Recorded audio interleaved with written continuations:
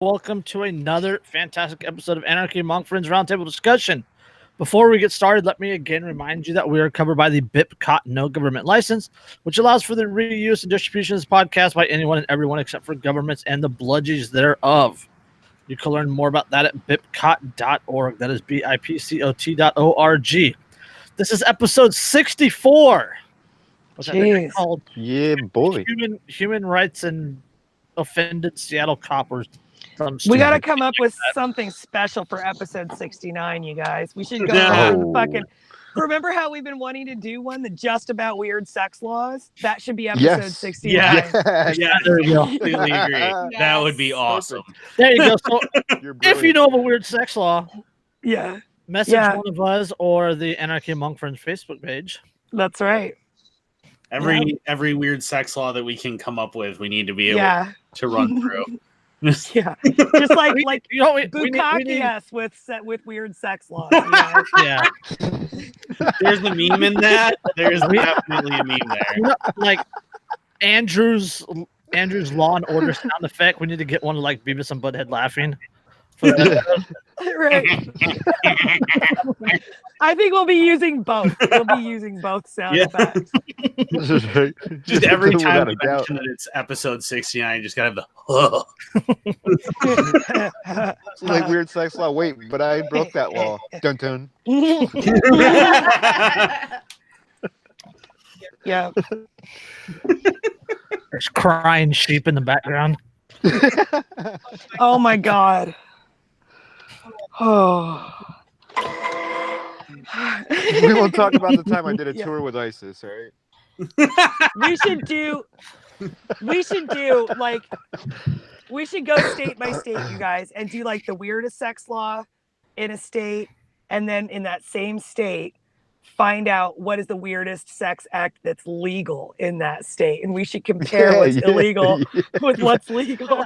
I feel like finding the weirdest sex act that's legal is starting to get like red flags we put on our profiles. It might even be worse than what's like the states illegal. Like the states that are legalizing bestiality and shit like that. Yeah. That shit is fucked up, dude. Yeah. San Diego's a walk across a bridge from Tijuana. Right. We're just gonna leave it at that. Hey man, that's why is no one rescuing donkeys? Why is there no I've been over that bridge from Tijuana? Save the donkeys. I've walked into Tijuana over that bridge before.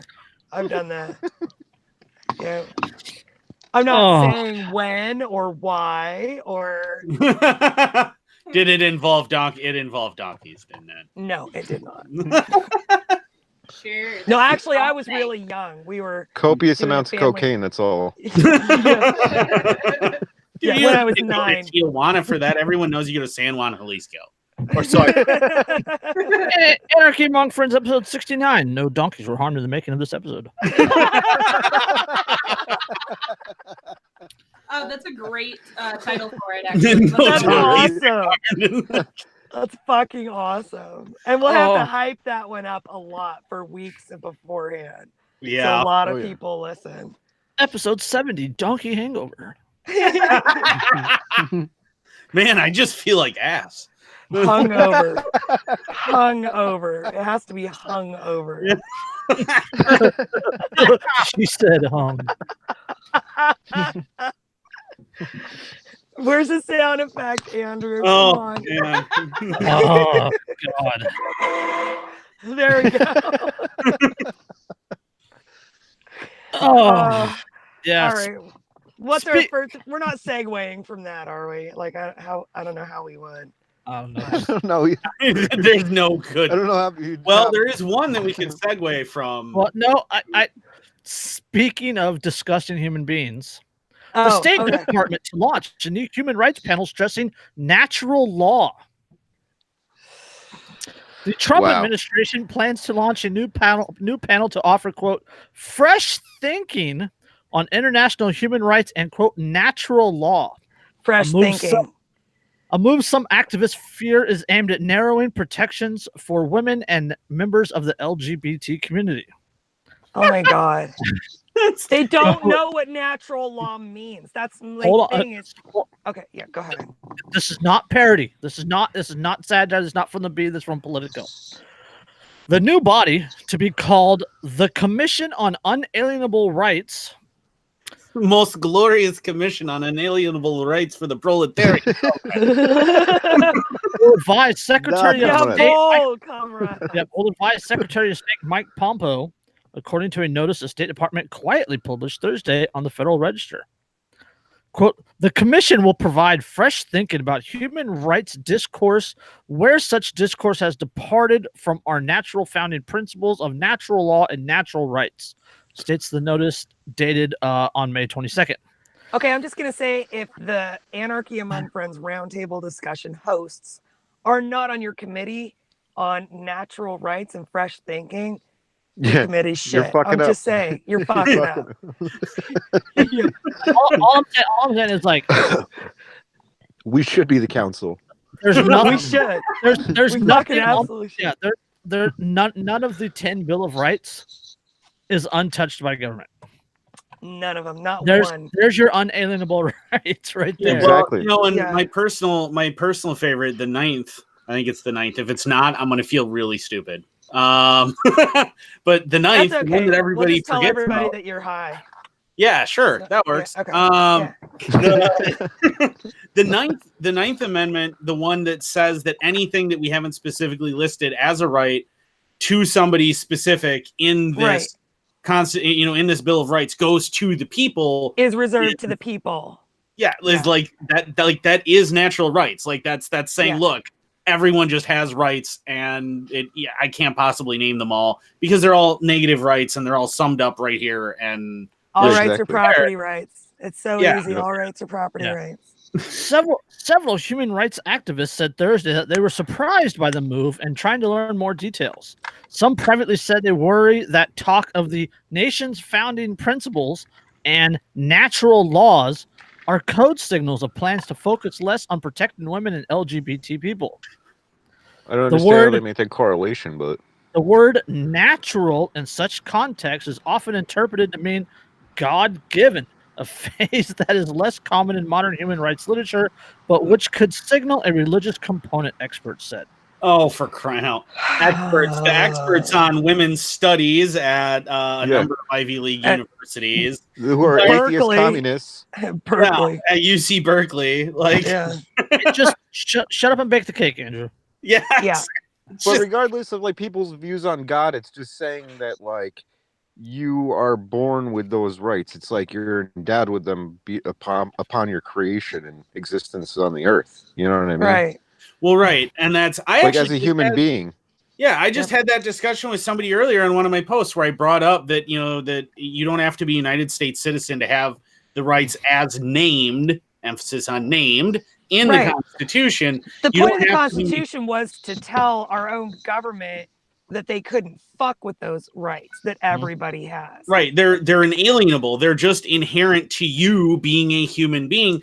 And I pointed that out. And then they're like, oh, well, you're saying they're not God-given because God doesn't exist. It doesn't matter if you think God exists or not. If you think that human beings have rights, that all human beings have rights. Exactly. Yeah, all of them. If either government gives you them, in which case rights do not logically exist. They're not rights. They're privileges. If the government gives privileges, or they exist, and it doesn't matter where you're from, where you're born, where you're at currently, or who's in charge. You still have those rights. Yeah. No matter who's fucking currently violating them, they still exist. Now here, this is my major eye roll moment. Okay. But in remarks to reporters after this article was first published, Pompeo said the goal of the panel was to sort out, quote, how do we connect up what it is we're trying to achieve throughout the world, and how do we make sure we have a solid definition of human rights upon which to tell our diplomats around the world? Ask us. It's so fucking easy. Ask us. We will tell you. First, Lindsay, your mom says hi. Oh. And second, hi, Lindsay's one mom. of the U.S.'s biggest allies is Saudi Arabia. Yeah, the ones who murder gay people in the street. And stone women to death for adultery when they get raped. Yeah. That's boy, pillar of Pillar of human rights right there. Oh yeah. You know, and I mean, in other news, the Foxes have recently held a committee on chicken rights to decide how best. Yep. And you fucking chickens better be grateful. Yeah. Exactly. That the foxes are giving you these rights. They're consulting with the wolves and the weasels for additional Right. information. Right. So they're The foxes are putting up a fence to protect the chickens, and the raccoons are paying for it. Yep. and the sheep and chicken caucus will have their say at the voting booth. Yeah, they'll get their say. I mean, if they don't speak out though, I mean, what right do they have to complain? Right. Exactly. Yep. That's right. You guys, we could just Goddamn write right. a whole new fucking animal farm about this. Really. Yeah, right. Seriously. We are literally living Animal Farm. Oh yeah. Yeah. It's, Animal Farm real. plus Idiocracy plus 1984. Plus Brave That's- New World. New World. It's the fall of the Roman Fahrenheit Empire with 451. Wi-Fi. Yes. Yeah. Yeah, it's a great time to be alive. It's like the fall of the Roman Empire, but with Wi-Fi. Honk honk. But seriously, like the whole thing about natural law was supposed to be like, just kind of a given thing that like it's understood amongst, everybody not to, harm people or their Enlightenment property, thinkers right? viewed it Yeah. that way. Yeah. And then fucking they came along with, okay, we're going to write color of law, which are statutes, which are written law, which totally go outside of the whole realm of natural rights and start infringing on people's fucking rights. right. But under the color of law, like, you know what I mean? So it's Well, not even Not natural law. only Like, that, but what's the under the modern definition of human rights these days? Right? Free college, food. We got AOC Housing. saying housing is Yeah, housing. oh yeah, well those are all here- positive here- rights that here- like people yeah, think they're That- entitled to. Yeah. That's the issue, is the definition of natural rights or natural law. Yep. Right. The modern definition, just as the modern definition of an arm, the modern definition of racism, sexism, collectivism, freedom, liberty, etc. The meaning of the words are completely perverted and almost And redefined. direct opposites Well, of, yeah, of what they This is like rules for Intentionally meant. radical shit. This Mhm. is Yeah. like Yeah. Saul Yeah. Alinsky shit. Well, Yeah, that's exactly and like what's going on. don't dare ever call yourself a liberal, even though the original definition we would fit the Yep. classical liberal classical definition. liberalism. Yeah. Yeah, but don't ever call yourself liberal because then everyone's going to associate you with progressives and with those psychopaths. Yeah. Right. Well, The they're thing they're liberal about other people's money, about what the government should be doing. They believe that the They're government should liberal have about more the size of government too. right. The government should have more freedom to interfere and intervene and change things in people's Because lives. it's for your own good. So that's what they're liberal about. And the classical liberal was liberal about all of the freedom being with the individual. The individual would have the maximum amount of freedom possible in society. Yeah, it's liber, liberation, the liberty, freedom. This is the etymology of the word Yes. liberal, and yet somehow it's now been perverted and twisted to mean like no one gets to disagree with me or they're a horrible hating Nazi who needs to die. Like, yeah, fired. You, Well, this- you just used one of the words that is perverted. Also, is the word freedom, right? Yeah. What our definition of freedom, right, And you is entirely different than the modern definition of the word freedom. right. And you used another word that's been perverted, Nazi. And they're Yeah. Nazis right. and they don't even realize it. Oh, and I Yeah, love when people call Nazis fascists because fascism and Nazism are not the same thing. No. No. Not at all. No, and we've talked about this before. Fascism really, if you get down to the first principles of it, It's corporatism. fascism is more it's more of a method than an ideology. You know what I mean? Like and don't forget that Mussolini started out as an anarcho-syndicalist. That's what Mussolini was. He was an anarcho-communist, anarcho-syndicalist, and fascism is directly and inescapably born of anarcho-syndicalism. is that how you the entire pronounce it? I've principle. always said syndicalist. Syndicalism. Yeah. Yeah. But that was the idea, because the entire idea behind fascism is, because think about the entire reason that he took the symbolism of all of the bundle of sticks together was that all of the sticks are individual syndicates, Right. and all of these syndicates make up one big syndicate, and that was his idea, They make up one mighty faggot. Yeah, exactly. Hi, Slinky. It's a very similar collectivism. When you think about it, it's like, you know, it's forced through collectivism because it's the bound bundle of sticks with an axe.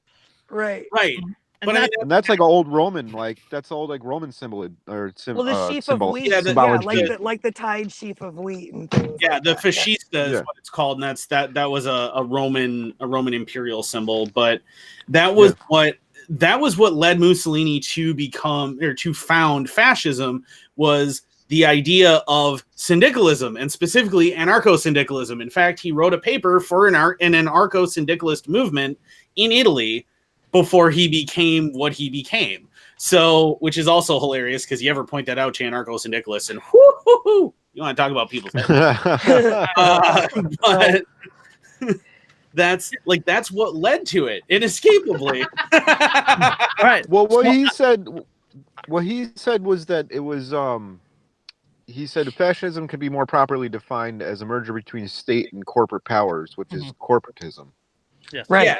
Yeah. And his entirety. Remember, Mussolini didn't really he didn't socialize a lot of businesses like Hitler did.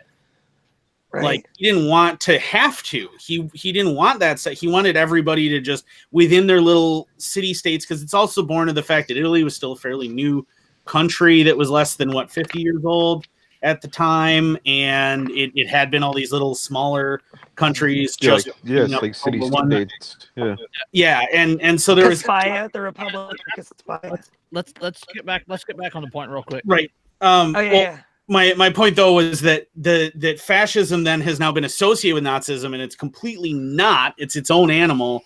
And they've now combined those, and then now combined that and thrown in there, because once you start perverting a phrase, let's just keep perverting it. Yeah. And now you're going to throw the idea of natural rights in somehow with control and fascism, and that's what they're trying to do. That's what these leftists are trying to do. They co-opted the word liberal, and now they want to co-opt more of our terms. That's the point that I was going to get to. I wanted to circle back to the tinfoil hat aspect of a panel of natural rights, or a panel that interprets. Yeah, it's like super Orwellian. Natural rights. We've heard interpretation is always a bad thing. Yeah, we've heard all sorts of things. We've heard all sorts of things apply under what people call natural rights or human rights, right? With AOC, with the Green Deal, and housing and internet and free college and healthcare and healthcare and child care and just all this other stuff would apply. Everything you pretty much have to pay for now. Yes. A living wage and everything that I like and want is a human right, or should be paid for by everyone else. Exactly. Yes. Yep. But under this definition, or under the new definition of human rights, your firearms are not human rights. Yeah. Your lifted truck is not a human right. The things that you bought yourself, you cannot peaceably own. That's not a human right. So yeah, could you? So this is the question. This is what I wanted to circle around to. Could you see this panel being used? Oh yeah. As some sort of justification. Yep. To become even more oppressive than it already is. Oh yeah, I mean, sure. Because what's a human right? They already bailed on the. Is herd immunity a human right? Are they going to fucking? Didn't the United States and Saudi Arabia bail on the fucking UN Human Rights Council? The U.S. did. I don't think the UN did. I know the U.S. did, and I think another country did when. Or no, they put Saudi Arabia at the head of the Saudi Arabia Human Rights Council. Put to the head, and then like Qatar. That's fucking hilarious. I think it was like Qatar or Yemen were added to the council. Yemen, I think that's what. And then the U.S. and another country left. Yemen, which is pretty much like fucking Christ, that country, dude. They're like starving everybody out and then bombing anybody that's left. Yeah. Yemen wouldn't. I mean, nobody in Yemen would know what a human right was if it bit them. That's no, dude, and nobody talks about it. That's the most sad part about it. Like everybody talks about Syria and everything, but Yemen is equally as bad as Myanmar. It's fucking terrible, dude. but it's being done with U.S. supplied munitions Oh yeah. to Saudi Arabia. And but they Congress voted were- to fucking end the war, and Trump vetoed it. Yeah. Well, not they didn't vote to end the war. What they voted was, they voted on a statement saying that they wanted the war ended. Oh, And- okay. Well, they were going to support it Trump financially and vetoed- whatnot. yeah, Trump vetoed it. Oh, but Yeah. there's no, but it's not the United States' fault that they gave them the white phosphorus and then they're not using it the way that it was supposed to, even though the United States totally and completely expected them to use it in exactly the way the United States has. Yeah, exactly right. Ha ha ha! Whoops. Laughs white hats. Yeah. Yeah, like, oops, how did all these arms and munitions get to fucking ISIS when we meant to drop them to the moderate rebels? Yeah, how did all these pickup trucks They're with American fucking business terrible. names still on the sides of them wind up in the hands of ISIS? I can't imagine. Well, we clearly didn't give it to them. Fucking ridiculous, man. Things like Yeah, that. we would never ever arm. We only arm moderate rebels. Only moderate. Right. Our Freedom 'Cause, fighters. I mean, we only never helped the arm freedom Mujahideen fighters. against the fucking USSR, you know? yeah, Well, our NSA guy cannot look at the screen right now. Yeah. Shame. Shame. Shame. Ding, ding, ding, ding, ding. Ding. Shame. Shame. Yeah. Ding, ding, ding, ding, ding, ding. So, All right, speaking what's next? of human rights councils, more than 100 weapons and 35,000 rounds of ammunition have been confiscated under Maryland's red flag law in Oh, Prince God. George County in the last year. One county, over 100 weapons, over 35,000 rounds of ammunition. Yeah. And this is Yeah. how they disarm people, because they go door to door and just pick people off instead of doing a huge fucking roundup. Right. Yep. And it's red flag laws. People who are mentally ill, people who have Yeah, and it's subjective. raised red flags. So Not only subjective. that, but it is number one is entirely subjective. Number two, no evidence is needed. Right. Yeah, that's what I mean. and Like, somebody I- can An just say, hey, I think accusation- this an guy's accusation mentally is ill, enough. he's unstable, he shouldn't be armed. Like, he shouldn't own weapons, and then they Yeah. go over there and fucking raid him. Yeah, because and I brought this up on my show on Wednesday.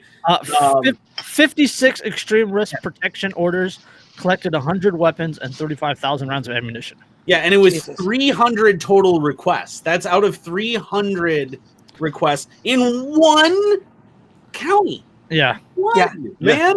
One That's out like of an in the- entire state. That's like in the USSR, like people reporting their fucking neighbor and shit, and then they Yeah. get thrown in like a mental institution, and it's Yeah. all based on fucking, oh, And they're this is mentally ill.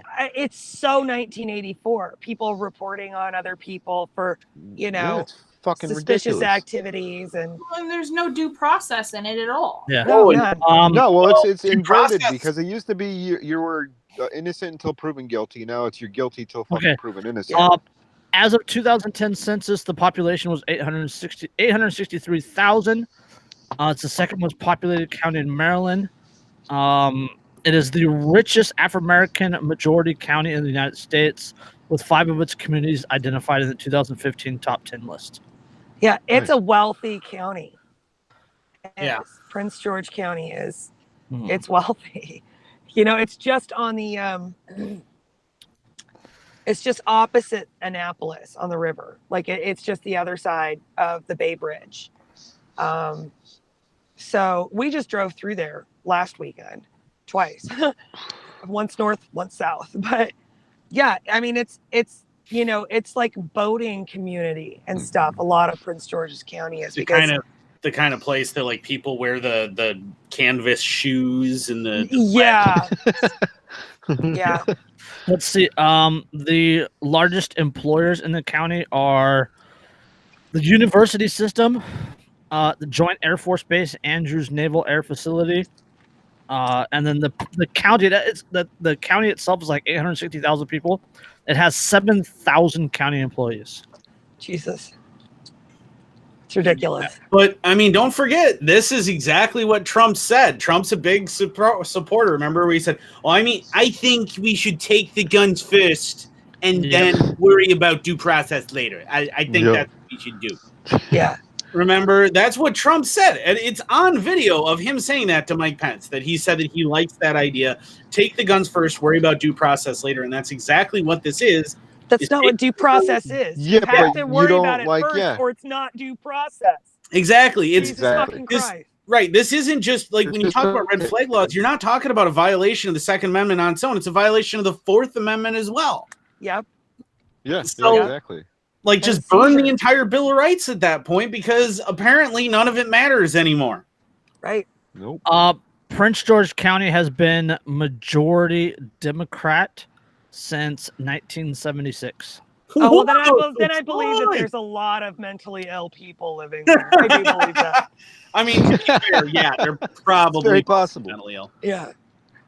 Yeah. So. It is It doesn't- Maryland. This is after where all. the It audience head explodes if they're a new watcher because we just made fun of Trump and Democrats in one The- fucking line. Like in under a minute. County council. All right, the county council is all blue. Democrat. That's the county council. Yeah, Jesus Christ. Not surprising. I told you right there. Yeah. Well, that's how you know. I mean, that's obviously why red flag laws State are attorney, the working county right. sheriff, Not working. Right. county fire chief, chief of I the county mean, police are all also. In their defense, most mass shooters are in fact registered Democrats. So That's true. I mean, if you're going to That's worry very about true. anybody, it would be somewhere where there's a county where there's a lot of Democrats. Yeah. Yeah, but that's And like the racist guy to that set disarm himself black on people. fire. You know, that guy was a Democrat. Yeah, that guy was also Well, Dude, wasn't that is like meme for months. Like his shirt says USA, and he's he's on fire. yeah, and he's on fire. I know. As soon as I saw it, I'm like, can I get a poster of that somewhere? Yeah. I have the picture. I was like, That imagine setting yourself on fire and instead of being taken seriously, get made into a fucking meme. Yep. Instead Hey, of that's I mean, hey, look, if you're gonna draw attention, Nobody to knows his yourself in the motive, but I clown mean, world, like, yeah, if you you're know, gonna draw yeah, it's attention to fucking- yourself in the clown world, you gotta expect to get your humps. yeah, I mean, but keep in mind though, self-immolation historically doesn't work great as protest because the No, monks not in at all. Tibet also set themselves on fire and wound up a Rage Against the Machine cover. Mhm. Yeah, So still a meme. still a meme. Yeah. Yeah, album covers were the original memes. Yeah, I'll right. agree. Seriously. Not as and still not as cool as the Killdozer. Just Yeah, yeah, so. No, Killdozer is like the ultimate protest. That's like peak Yeah. protest. yeah. Yeah. No, I think that has to go to Oklahoma City. Yeah, Killdozer. Well, actually, that was a government op, but still. Yeah. So, but Venezuela's economic crisis is now so bad that criminals can't afford to buy bullets. We've solved the communism works, people. They've solved the problem. So Everybody's safe now. comrades. Everybody's Yeah. okay. I mean, you're all dead from starvation, but everybody's Right. good. At least you won't Yeah, get shot. exactly. You can starve to Nobody- death in peace. When we say nobody will be able to kill each other if you're all just dead from starvation, anyways, it's perfect. Yeah. It's Uh, perfect. And Venezuela's everyone is equal in Utopia. starvation. Utopia achieved. Fuck yeah. all we had to do was kill everybody. Yeah. Exactly. We're all equal in death, Wow. man. And so apparently, communism is in fact the philosophy of Ultron. I guess. All right. Well, It's the greater killer of communists. I support it. Yeah. What is it you said, Andrew? Nothing kills commies like communism. no, nothing. Really? We should all support communism because nothing takes care of commies like communism. Yeah, nothing gets rid of them like communism. Just eliminates them all. You gotta be part of the inner party, and you're all good. You'll be rich. Yeah. Really. This, Uh, you can't break it. It belongs to Soviet. Nah, he's dead.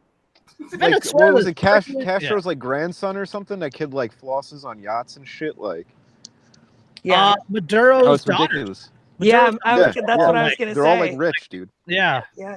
They're always partying here in the US. Mhm. And in like, all Yeah. all the fucking God bless destinations. communism, right? Venezuela's It works for a few. economic spiral is having a negative impact on an unlikely group in society. Criminals who are struggling to afford bullets and unable to find things to steal as the country's wealth declines rapidly. I mean, marinate on that for a minute, just for a second. Like, it is so bad that the criminals can't find enough shit to steal. They're out of business afford because to there's buy nothing bullets. left to steal. I shouldn't even be laughing. That's horrible. The Associated Press spoke with two gangsters in Petare, a notorious slum on the outskirts of Venezuela's capital, Caracas, who said they now struggle to make a living off mugging, a previously lucrative source of income. Wow. This is not a satire, by the way. This is on Insider, which is part of Mugging was a lucrative form of business. Venezuela, you're fucking up your crime economy. I'm just an honest mugger. I'm just picturing these guys. They took your germs. I'm just picturing these guys all sitting around the table going, man, I tell you, mugging ain't what it used to be. Yeah. literally crime doesn't pay. Yeah. Well, no mugger should have to mug for 40 hours a week that, and still be unable to afford bullets. Exactly. Right. You need universal basic income. The big crime syndicate in Venezuela, they're doing so well that they've taken all the fucking business. And of course, I'm talking about the Venezuelan government. Yeah. The biggest crime syndicate in Venezuela is, hey, they've run their competitors completely out of business. Well, yeah, it's pretty easy to do when you get tanks. Yeah. Get tanks like 7 years after passing gun confiscation laws. Yeah. While bullets are widely available in the black market, many muggers cannot afford the Many muggles. Many muggers cannot afford the $1 price tag anymore. A criminal known as Dog told the news organization. The average Venezuelan only earns about $6.50 a month, according to the AP, and skyrocketing hyperinflation renders cash more worthless every day. It's toilet paper. They earn toilet paper at their jobs. Yeah, pretty much. Quote, a pistol used to cost one of these bills, Dog said as he crumbled up a 10 Bolivar bill. Now this is nothing. Another gangster, El Negrito. That man wins the internet for his criminal. Another gangster, El Negrito, who leads a gang called Boys. He picked this story just for that name.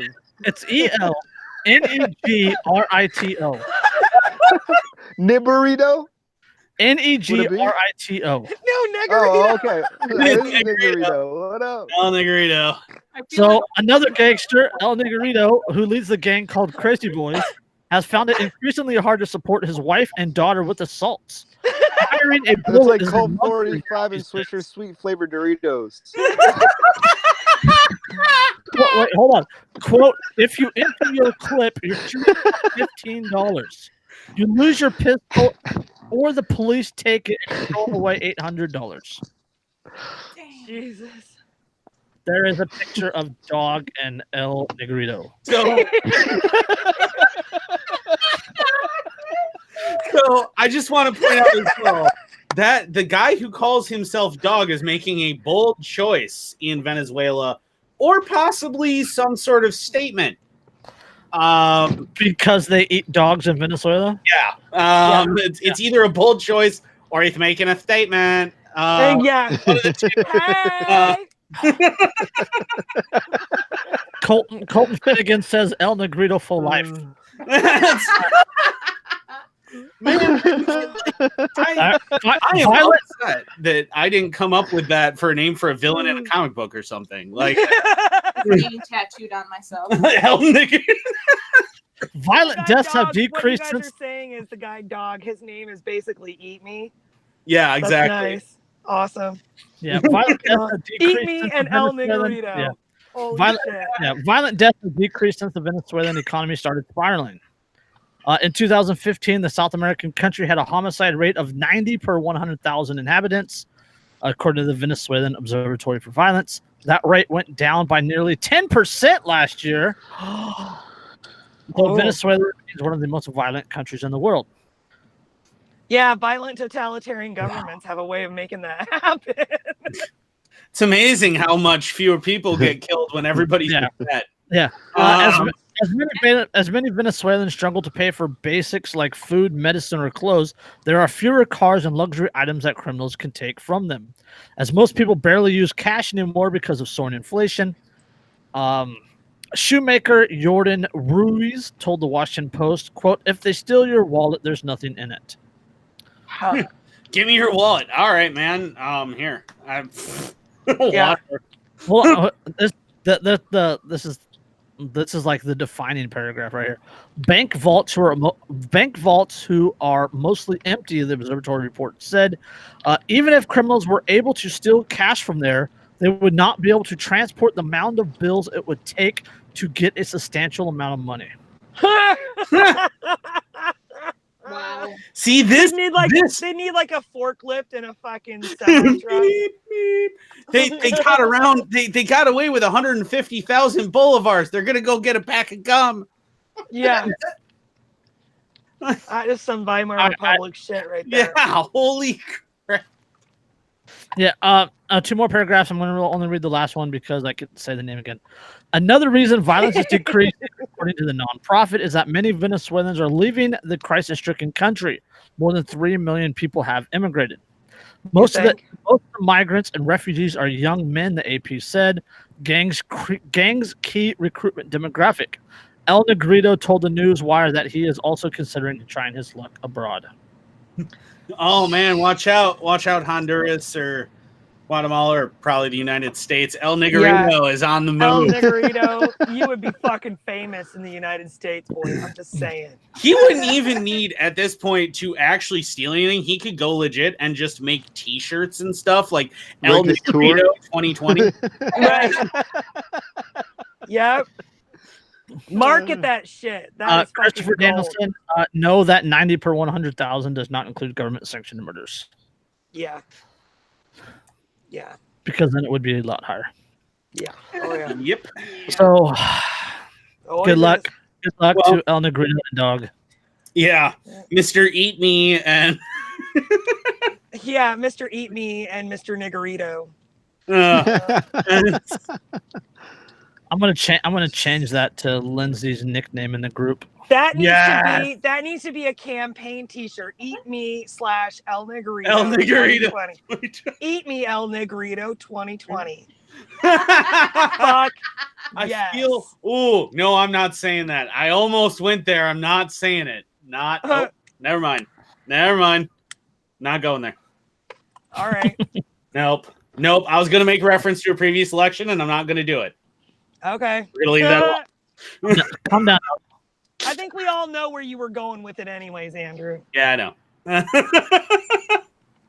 Bad boy. I'm the only one who said it. You were all thinking it. Everyone was thinking. Everybody watching was thinking. wasn't. Everybody was thinking it. I wasn't. I wasn't. No, Everybody was I thinking have it. no idea what you were going to say. I legitimately wasn't thinking it until you said it. But And I legitimately have no idea what you were trying to say. spank him Andrew- anyways, Lindsay. Spank him later. Andrew just needs more RESPECT. I have no respect for anyone. That's okay. I'm an Neither equal do we. opportunity offender. Don't worry. And I planned on. I barely even have respect for myself, so you know. You guys gotta make the Seattle cop cry again. From the lack of respect. Yeah. Yes. Speaking of which, I'm gonna sit right here until I get an apology. good segue. So yeah, we covered that episode, or we covered that article. I don't know, a month or so ago. I didn't look it up because I don't put that much effort into this. Longer ago than that, yeah. Let's see. So this is. I'm trying to find where it says anything about it in the article, but it won't even fucking slot. Most professional show on the web, y'all. Right motherfucking here. We spent 10 minutes laughing about El Negrito, and then when we fucking We spent more time laughing about El Negrito than we spent preparing for this episode. yeah, that's true. That's true. Yep. So Let's see. I'm Anyway. trying to find one. Okay. Okay. So this happened February 10th, 2018. So Poblaki, this cop Poblaki, he pulled someone over and the guy was a real dick to him. Totally justifiably. Wah. So Wah. Poblaki went to the guy's work. pulled up in a freaking office chair, not like a folding chair in the back of the car, but like an office chair, like a rolling computer computer chair, and sat out in front of the guy's work, and sat out there in front of an AutoZone parts store, telling people he was there to do preventive maintenance. While he was waiting for the guy to apologize. Community policing, isn't that? I remember him using that term, I think, from the first time we talked about this. Community policing. Yeah. And didn't he actually straight up tell people that he wasn't going to leave till he apologized? Yes. And for that, originally he was demoted from sergeant to officer, and then he got a 15-day suspension with 5 days held in abeyance. Right? So that, and then... Right. So that was way back then, and then now, the Seattle police chief said he won't fire an officer who sat in front of a man's workplace for disrespecting him. Yeah. Seattle Police Chief Cameron Best has opted not to fire the officer who lied about his reasons for wheeling an office chair in front of a man's workplace and sitting there for about 40 minutes while seeking an apology for disrespecting him. Because that's totally normal behavior, and they should. I mean, all their employees should behave like that. Yeah, doesn't everybody like just follow people to their workplaces and then set up an office chair in front and sit there and pout? I mean, it's clearly not stalking and/or harassment. Right. Yeah. Now, or intimidation.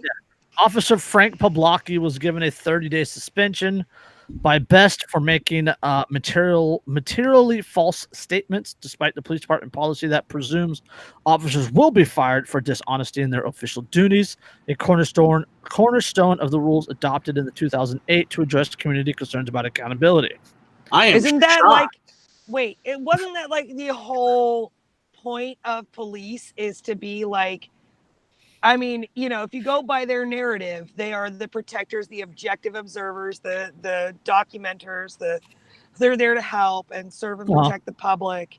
You know, their job is to essentially make things official because they are so honest. I, for one, am shocked that a police department would completely ignore any rules that had anything to do with accountability for its officers. Yeah. I'm show you my shocked face. Shocked. In addition, the city's contract with the Seattle Police Officers Guild states, quote, in the case of an officer receiving a sustained complaint involving dishonesty in the course of the officer's official duties or relating to the administration of justice, a presumption of termination shall apply. So the rules say we have to fire you if you lie. Yeah, and they're not firing him. They're giving him 30-day suspended sentence. Okay, Beth provided no explanation for not adhering to the policy in her April 4th disciplinary action report obtained Thursday by the Seattle Times under a public discourse request. Reached by phone Thursday, Best defended her decision, saying it was, quote, the right thing to do based on a disciplinary options ranging from a 30-day suspension to termination presented to her by Andrew Myberg, the department's civil director of officer and police accountability, and others, including top commanders. She said she wouldn't comment further because Pawlowski has appealed the suspension. What? He's not fucking taking that and being fucking happy about it? No, because he knows he'll get away with everything as long as he appeals and makes himself a big whiny pain in the ass to them too. Because cops never get held accountable in this country, or most. Disgusting, dude. It gets even better. The disclosure of Best's disciplinary action came 2 weeks after the U.S. District Judge James Robart found that police department partially out of compliance with the federally mandated reforms to address excessive force, citing weakness in the disciplinary system that allowed an outside arbitrator to order the reinstatement of an officer fired for punching a handcuffed person. Gosh, I'm shocked that was his finding, too. So fucking brave. The 30-day suspension is the most severe discipline the chief has imposed in her short term of office. Jesus. Well, so a federal judge says, hey, you're not disciplining your officers harshly enough, which is why they know they can get away with anything. Right. And in response, they don't discipline an officer, like, basically at all. thereby confirming that they can in fact get away with anything. Yep. So Pawlowski's body camera video of the February 10th, 2018 incident showed he told another officer he quote, got a little disrespected by a citizen who had, along with his girlfriend, hurled insults at him during an earlier confrontation of the day over towing a car. In her written findings, Best found that Pawlowski misrepresented his actions to the OPA investigators by falsely claiming he was engaged in community policing in a high crime area, and that is the purpose for him going to AutoZone car parts store in the Central District was to do preventive maintenance, interact with people in the plaza, and be approachable. Uh-huh. Yeah. Yeah, so he's a liar, a piece of shit, and a control freak, stalker, and a bully. Psychopath. I'm going to go ahead and go out on a limb here and say that if he's married or has a girlfriend, probably 40% is an applicable statistic here. Again, this guy still has a badge. Remember that. Additional records released Thursday reveal that Pawlowski likened himself to a hot-headed Los Angeles police officer played by Sean Penn in the 1988 movie Colors. Oh my God! When he alerted himself, he likened himself to Sean Penn in the movie Colors. So he sees himself as this like heroic figure, this like loose cannon heroic cop. Yes. Oh my God. Oh my God. Nice. He's gonna kill somebody. You know, yeah, well, one, he's gonna kill somebody, but two, and really more importantly, Officer Pawlowski, if you're watching this, fuck you, pig. Yep. I just disrespected you. Bring it. Yeah. Go ahead, sit in front of my house, see how long that lasts. It'll be fun for me. Yeah, Myberg noted in the summary report of the incident that the movie, quote, concerns a young police officer dealing with gang activity in Los Angeles. The officer, who is nicknamed Pac-Man, aggressively and violently interacts with gang members and is accordingly notorious throughout his neighborhood. Pawlowski drove to the AutoZone parking lot where he removed a rolling chair from the backseat of his patrol car, planted himself in front of the business for about 40 minutes, and chatted with citizens and patrol officers who passed through the area. There is no way like a bigger loser than to be sitting on the edge of a parking lot in an office chair. Yeah. Quote, some guy called me a hoe and a bitch. Pawlowski is heard saying in the video to a man walking the dog. Well, said maybe you shouldn't be such a hoe and a bitch. Pawlowski planned to stay there until he got an apology. Like, is there more bitch behavior than I'm going to sit here until you apologize to me? I've been so disrespected. Like, yeah. I think Eat Me and El Negrito could teach this guy a thing or two about having fucking balls. That, and I mean, if he's sitting in a public place just for that long, I mean, shouldn't he be looked at for maybe prostituting himself? Because I feel like that may be an indicator of prostitution. Yeah. Loitering. He's loitering. And he's at least loitering. I've always kind of wanted a rap sheet that was like 40 pages long, but nothing but loitering. Just loitering. This guy's got nowhere to go. Loitering. This guy's a criminal for being chronically fucking bored. Yeah, he's just always just hanging out, man. Like, someone give him a hobby. The dude Cardigan from Big Lebowski and shit. Yeah, exactly. And I set up one of those those cheap white plastic lawn chairs. Right, just like sit in it places, and people be like, "What are you doing?" I'm abiding, dude. Like, the dude abides. So the dude abides, man. That's just like your opinion. Calmer than you are. Brett Goff says in the comments, respect my authority. Yeah, that's exactly what I said on that original article too. Is that his response was respect my authority. We need a clip of that. Add that to the soundboard, Andrew. Respect my authority. I really got to get one set up already. You do. I can set one up with my Stream Deck. The problem has been that I can't figure out how to get my Stream Deck to work as the digital camera intermediary for this app without getting audio feedback to myself. So once I figure that out, I will have a soundboard set up. Nice. All right. All I heard was womp, womp, womp, womp. Let's open a GoFundMe for a sound effects board for Andrew. Yeah, I'm all for that. That would be awesome. I'm sorry, I already donated to El Negrito. We'll make a fundraiser and we'll all just donate our birthdays to it this year. Pretend like we're fucking doing something. Every one of my videos would end with special thanks to Eat Me and El Negrito. Yeah. Venezuelan crazy boys for life. Yeah. All right. Oh, okay. Put on my serious face. You look A like former- you're ripping something off. Yeah. Trying to wipe away the ugliness. It's not working. A former top U.S. defense official believes UFOs pose a, quote, vital national security issue and says America isn't the only country that's been grappling with unexplained sightings. Okay. They're just now getting around to saying this kind of shit. I mean, I'm saying. Sorry, I had to. Christopher Mellon, a former Deputy Assistant Secretary of Defense for Intelligence. Holy crap, that's a mouthful. That's what Monica Lewinsky said.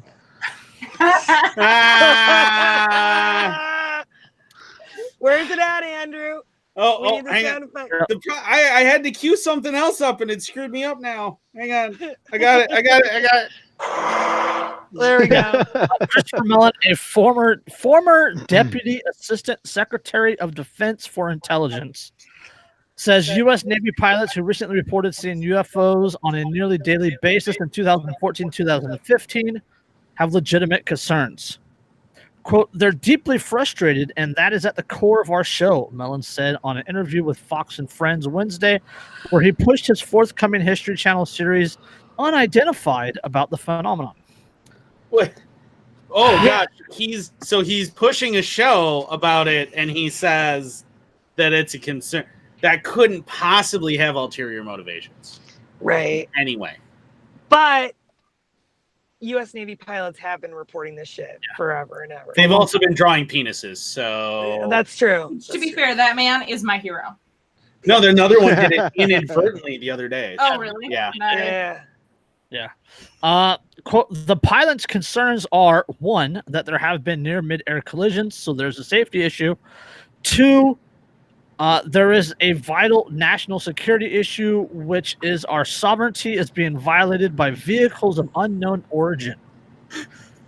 I have a solution, guys. I have a solution. Is he saying they're illegal? We will just make it illegal for the aliens to come here. So clearly that'll ban aliens. Are you Ban saying that you're going to make them illegal aliens? Dude, I've been telling you guys, fucking space ISIS. They're fucking aligned. They're aligned. Hashtag It's the fucking Alpha Centurion. Oh my god! Do you think it's fucking we can launch Dog and El Negrito to space, and then I bet the aliens have some shit we're stealing. They'll mug probably all do. those motherfuckers. They'll mug them all. and then we'll have Can all- you imagine? We come in peace. Yo, Holmes, so I'm gonna need you to maybe take off that watch. Yeah. Like, Do it, Jackie. Holmes, motherfucker. hand I'll over shoot the you in probe. face. Or more effective, we could just send the government members of Venezuela. There you go. I aim to misbehave. You know, if we Dude. really want to get, like Lindsay's saying, if we really want to get rid of the aliens, instead of fighting them, all we have to do is export our governments. Within 10 years. This is our greatest ambassador. Her name is Osario Cortez, and Miss Osario Cortez is going to go ahead and revolutionize your society. No, AOC Yes. has great tits. You can't send them up there. Yeah. So the aliens are like, take us to your leader, and you're like, it's that orange guy. Yeah, the orange guy. And What if they're all orange guys, so they don't think an orange guy is odd? well, no, I'm just imagining like the Dog and El Negrito going there and being like, and those are some pretty nice space boots you got. Yeah. I think They'd be like, I think those sorry, I Whitney don't understand. Holmes. I think you take them off and give them to me. Yeah, hey. SA. Yeah. Yo, you should give me your keys to your shiny spaceship. Or I'll shoot you in the fucking head. Yeah, hey, but we're all friends, right, Holmes? Yeah, peace, love, all right. They'd be like, I don't understand. What is happening? Does not compute. Oh.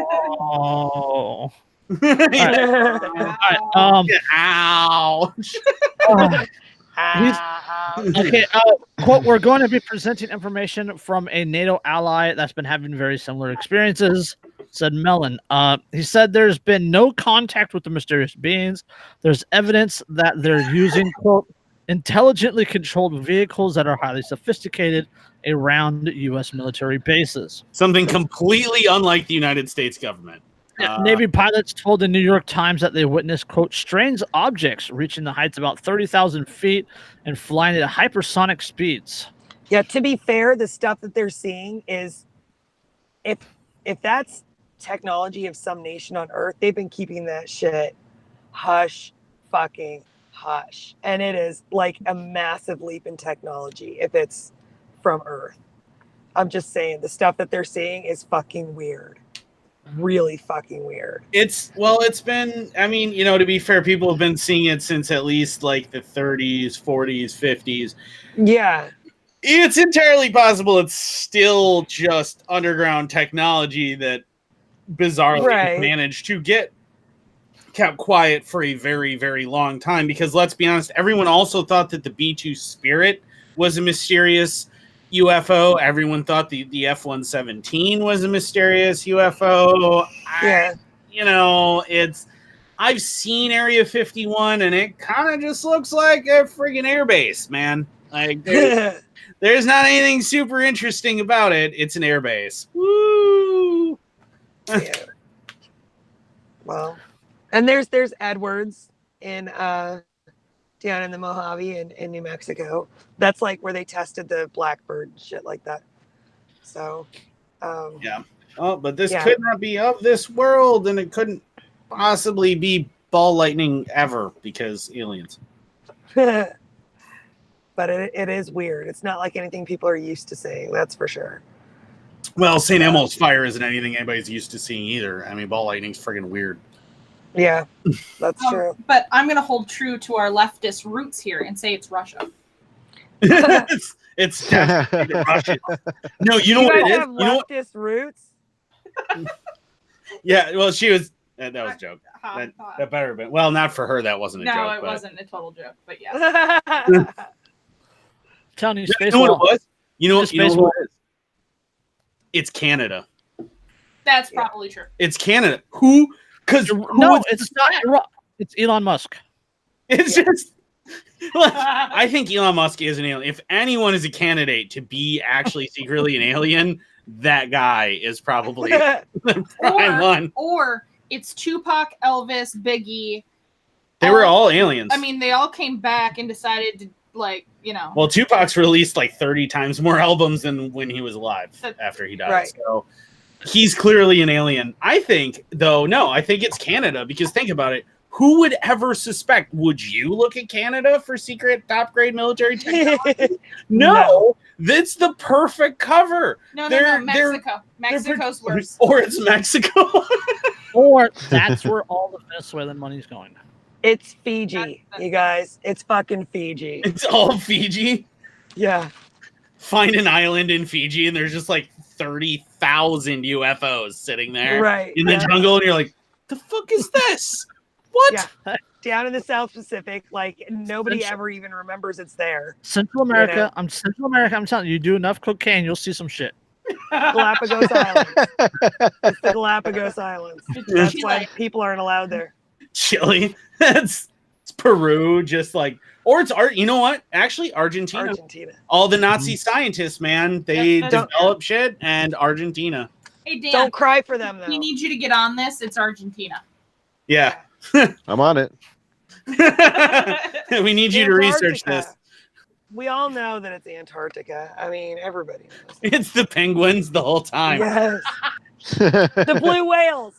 You guys remember the blue whales have the more? No, we all know that. My uncle Danny, actually, he was in the Navy for like 30-something years, and he used to fucking do expedition flights or whatever to fucking Antarctica and like spend months there. Yeah. Well, I mean, that'll definitely make you see things sitting in Antarctica. Research facilities and shit. I got contacts, man. I can get a hold of people. Bermuda Triangle, all those planes that disappear, they have to go somewhere, right? Right. They were repurposed for this stuff, and it's Amelia Earhart's grandkids that are flying. Right. It's a teleportation portal, and it goes straight to the Nazi base on Antarctica. Brett And Goff where all says of the it's 10 millimeter Jews. ratchets and Yeah. And all of the bolts are 10 millimeter, which is why they have to keep taking Those all of the 10 millimeter And fucking it's all targets. it's all being directed by the lizard people in their colony on the dark side of the moon. Alex Yes. Alex Jones has proof, but They he's wear not on tiny social hats. media, so we can't show it. Tiny hats. I saw that thread, Dan. No, what? saw that. Sneakier I than saw that. Yeah. Yeah. Schrodinger's hat. All right. Schrodinger's There you hat. go. All right. Awesome. First ever private built border wall being built in New Mexico. They were sued to stop by the county said stop, and then the county allowed them to continue. But a private group announced Monday that it has constructed a half-mile wall along a section of the U.S.-Mexico border in New Mexico, and said it was the first in the border debate. The 18-foot steel bollard wall is similar to the designs used by the Border Patrol, sealing off part of the border that had been a striking gap in existing fencing, according to Rebuild the Wall, the group behind the new section. What I want to know is how much it cost them, because the Border Patrol's managed one. Oh, do you have the figures? No, but it says that the section was built faster, and organizers say likely more cheaper than the government has been able to. Well, the government manage has and spent receive. $5 billion on like a full mile of wall. So You know what's really funny about the whole border debate that people completely overlook for some reason, but like the wall that Trump wants to build, he only wants to build like 100 miles of wall, and wants to rebuild 100 miles of existing wall. Huh. That's it. It's like 200 miles of wall, of a 21 or of a 1,200 mile long border or 1,800 long border. I always figured that the wall that he wanted was more about funneling people through the the checkpoints, the Border Patrol checkpoints.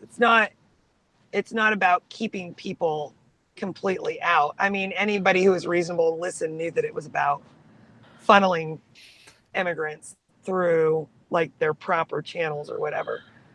Yeah, but still. Yeah, there's a bunch of fill on this article. But what it really comes down to is this one paragraph, and it says, "We build the wall," which says now that it has proved it can build border wall, that it has eyes on other areas where private parties hold borderlands and want to build barriers there to cut down on illegal traffic across their property. More power to them. That's their fucking right. Yes, this is being done on private property. So Yeah. I So have an issue. How could the county sue them to stop? Building permits Ah, was the justification. So yeah, the county told them to stop because of permit BS, and then the county said go ahead and do it. But yeah, it was based on permits. It's just like the world's most ironic building project. Like, yeah. it really is. Because, I mean, if the funny thing is if you actually got together a whole bunch of people and you bought every single section of land in a continuous line across that territorial line, and then you actually funded building walls on the southern side of your property line all the way along, I wouldn't object to that. Like, Yeah. okay, you did it. People have a right to protect their property. Yeah, Yeah. that's fine. Go ahead and do that. I have Not issue- only protect, people have a right to do anything they fucking want with their property. yes. Anything.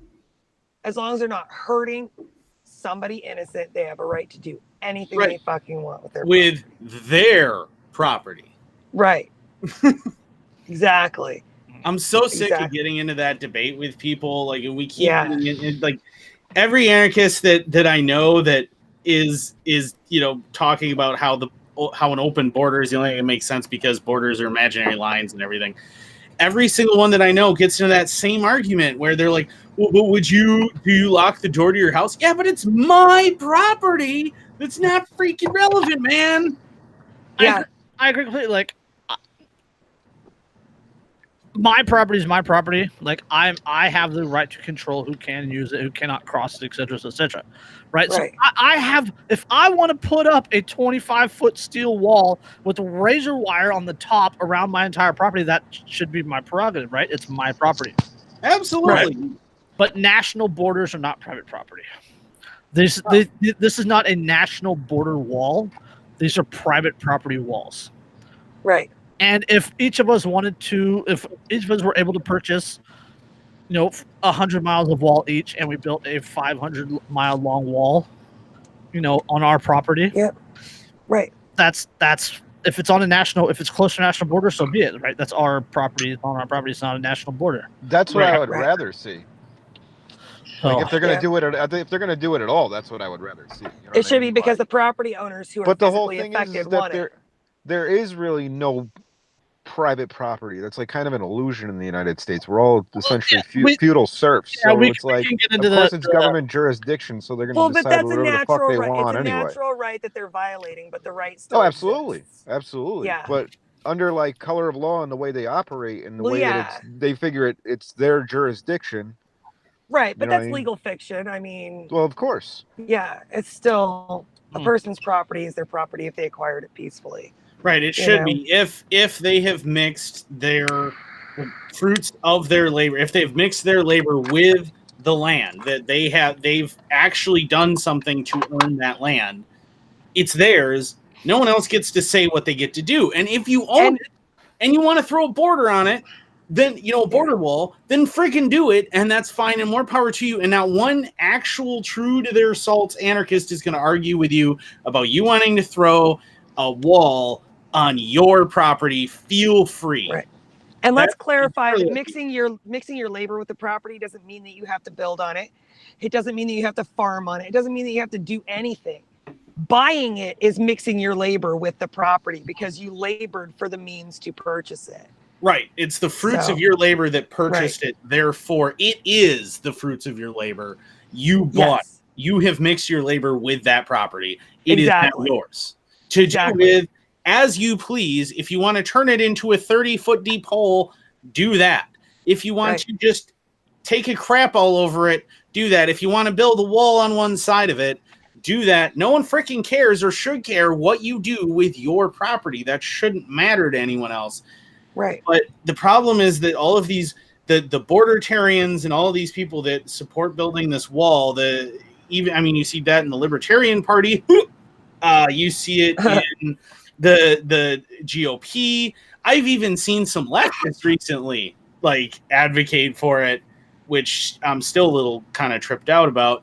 But even them, I've seen all these people advocate for it, and all of them, their argument is, oh, well, but it's our property. But is it? Is it really? Did you buy that property? Do you own it? Because if you can argue that you can own it, then I can do anything that I want with it if I own it, which means that I don't want the wall and I want to just let the immigrants through. So what are you going to do about it? Right. At that point. Yeah, they don't use R as in the individual R. They use the collective R, meaning the royal we. The royal we, not the.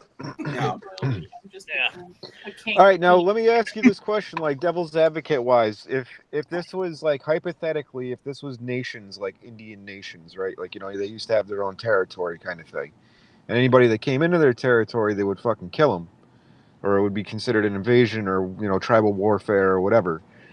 Now, under those conditions, would these people have the right to kill anybody invading collective nation property? No. No. I don't know.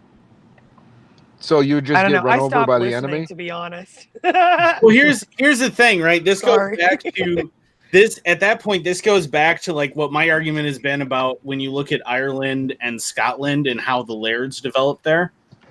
Yeah. Is you didn't have true feudalism like you had in England, in ancient England. So you had a guy who eventually accumulated enough wealth to buy a decent amount of land and then hire a bunch of people to be a private army for him. And then he went to all the farmers and things around him and said, look, give me a portion of what you what you harvest, and in exchange for that, I'll protect you from raiders and invaders and everything else. Right. And then slowly but surely that area expanded, and then it moved on to well, if you don't want to have to pay me quite as much, then just pledge your fealty to me, or all of your second sons who can't inherit the land anyway, because you can only give it to one person, really.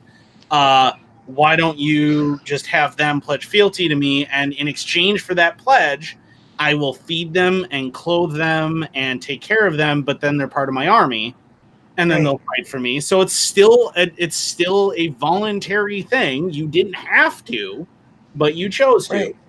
And the lairds were leaders of clans. If I mean, the clan had a big say in what happened with the leadership of the clan. Oh yeah, they could easily withdraw their support and throw it behind somebody else. Right. Yeah, it wasn't strictly hereditary. It was largely hereditary, but not strictly. There were, ways to do away with troublesome bloodline. And it was pragmatically hereditary. So it was this idea that it was generally accepted that the son of the previous leader was going to be the best option, because he was getting raised in the way of the martial arts. He was getting raised in how to do all these things and being trained from very young how to do it. So it was reasonable to assume he was probably the best guy for the job. Right. And you're just going to follow him. But if it turned out that he was an asshole, you just go to his uncle and you'd be like, well, his uncle makes sense. Like, let's follow that guy instead. And then he does everything. It was still largely voluntary. But in those societies, if you had an invader, if the invader is trying to take things from you, everyone would come together and say, well, they're trying to take things from me, and then voluntarily agree to form up this big army, and then they would fight off the invader. No one made anyone do anything. Right. And all of the land that was being invaded, the owners of that land were objecting. Right. So, I mean, and in general... it's a mutual assistance groups. Right, exactly. And that's what it was. And that is what I think I see as making the most sense for a free society again, is that makes the most sense. You have people who have money, they have the understanding of how to run a military, they have these things, and then they just give me X amount, I'll give you the protection, and we'll just work out that business. And you can always say, no, I don't want your protection anymore at any time that you want, and you won't get that protection anymore, and you don't have to give me anything. And it's that simple. Like a defensive version of a subscription fire department protection. Right. Yeah. Right. Yeah. Exactly. Yeah, the laird's job was largely organization of mutual aid between the people that looked to him for that and for protection. Yeah. So, and his job was almost entirely martial. Almost entirely martial. The one exception was he was also the guy that generally people went to for land and border disputes. Right. Because he had an army. Right. So if you were going to have someone say, I think this makes the most sense, and then when the other guy violated it, you were going to appeal to for assistance. Right. You want the guy with the army to be on your side. Well, he's the guy that had the power to enforce these contracts and things like that between people. So exactly. And again, people didn't have to go to him. I mean, you could go to a rival laird, a neighboring laird, if you weren't getting satisfaction from the one that you'd been working with, and say, hey, look, he's not protecting us anymore. He can't protect us anymore. Right. Or sometimes even rival lairds came to people and said, well, he's not protecting you. Come, start paying me instead. Or he's mismanaging the clan and people are starving and and things like that would happen. It was all voluntary, but no one was forced to do anything, and no one told anyone you can't decide you want to move, you can move to this other laird's territory. And the lairds never said you're not allowed to move to my territory. Right. They ruled by, they didn't even really rule. It was by respect. They had to earn the respect of the people, or the people just wouldn't be part of their organization. Yeah. And it didn't really start to get perverted until you started having some of them get powerful enough that they decided, I'm a king. And that was largely because of the influence of the Saxons to the south, and they're all dicks anyway, so fuck them. Yeah, that's what I was going to say. The English did that. Bastards. Yep. So, all Or right. Well, you gonna Dan? I think Dan had another point. Oh no, I was just saying that, like, the whole agenda behind this immigration and open borders thing. I mean, because it's a deeper issue than just allowing people to live wherever they want, which is I don't have anything against that. Like, you know what I mean? Like, I don't have a people, like, if they can live amongst each other in peace, then that's cool. That's fine with me. But there's a lot of cultures that don't intermingle, and that's what leads to tribal warfare. And when you mix that together, it becomes a volatile situation. right. You don't have like a cohesive, like, kind of overarching, like But respect for rights. structure. Yeah, exactly. We should talk to the UN committee about that, because that's a good point. I mean, if there isn't like a kind of a common understanding of what human rights are, then the cultures just fundamentally cannot fucking get along. You mean I get where Dan's country? Sorry, go ahead. I was just going to say that, like, the agenda behind this is to essentially bring the United States down to third world status. Once the United States is collapsed, it's going to be scrapped. China's going to become the new global police proxy. Well, no, we can even. I don't think it's that. I think it's Agenda 2130. Like, but the people that are being appealed to stop the migration are the same people that sit at the same table with the people that are causing the migration. Oh yeah, exactly. That's what I mean. Yeah. They're completely unaware of it, though. Oh, I highly doubt that they're not aware of it. Oh, I'm certain they are absolutely aware. No, I thought you meant like the people that like support who's sitting at the table. Oh, the ones that are appealing to them. Yeah. Yeah, they don't realize it. Yeah, the sheep never know. Yeah, no, not at all. So. But that's the thing. Like, that's how you get everybody to acquiesce to your demands, is you make them all really, really scared of this outside other, right? The appeal to xenophobia. It's this outside other, and you get everybody scared of that. And then they're willing to give up anything so that, oh God, protect me from this outside thing. And they're not looking at what you're doing, what you're actually doing, what they're actually giving up. Because for me, the bottom line is, I really do prefer dangerous freedom to peaceful slavery. And I don't care if I literally have to be at war and fighting every day of my entire life. If at the end of the day, when I'm dying, I can still go, I died a free man. That's all that matters. Yeah, right? Yeah. No, I hear you. And the whole thing is that, like, what the hell was I going to say? Oh, well, see, the whole thing is, like, I don't blame these people. They're being used as pawns in a game, and it's like their whole country was fucking destabilized by the CIA or whoever, so that causes the displacement. The entire region. That's what I mean. And then it causes the displacement, and that's facilitated to take down other regions of the world to all bring them down to the same fucking equal shit level. Right. Well, people are easier to control when they're living in squalor. That's what I mean. Poverty. Yeah. Well, because when they're dependent and they have nothing, then, like, they're fucking acquiesce to your demands, Yeah, I think another point that we're missing here is this private property wall. That's what it is. It's a private property wall. It's not a border wall. It's not connected to the nationalized border wall at all. It's a private property wall, and it ends at the property line, and then there's nothing else on that side, and then there's nothing else on that side. It's just a wall. It's just a wall in the middle of nowhere. Right. It's basically saying if you wanna travel this way, you're gonna have to do it on my neighbor's property. I'm sick of you guys trampling my shit. Yep. Yeah, that's what it is. It's a private property wall.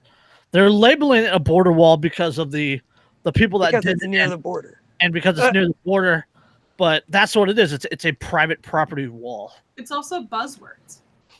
Buzzwords. And it's very much sensationalized in the news because there are very few pictures of the actual where the wall is and whatnot. Like, you guys have seen the border walls. You've seen pictures and videos and all that good stuff, right? And then there's like the wall, and then there's like the road for the cars, and then there's like clear on this side and cleared on that side. And private property lines are what, like 70 feet or 80 feet off the wall. Yeah.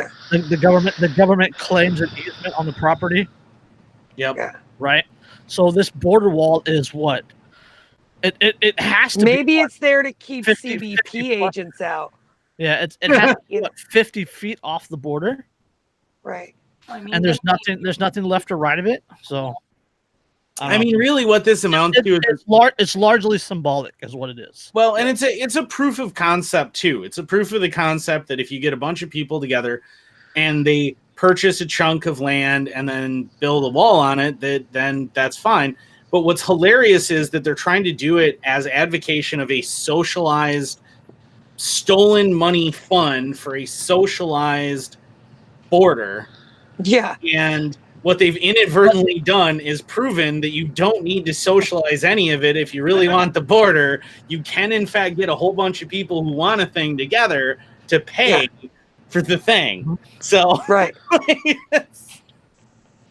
And not only that, they don't realize that what they're advocating for with the socialization of this is exactly what these immigrants are fleeing from their own fucking countries, the socialization of everything, largely brought on by our presence and destabilization of their, of their local governments.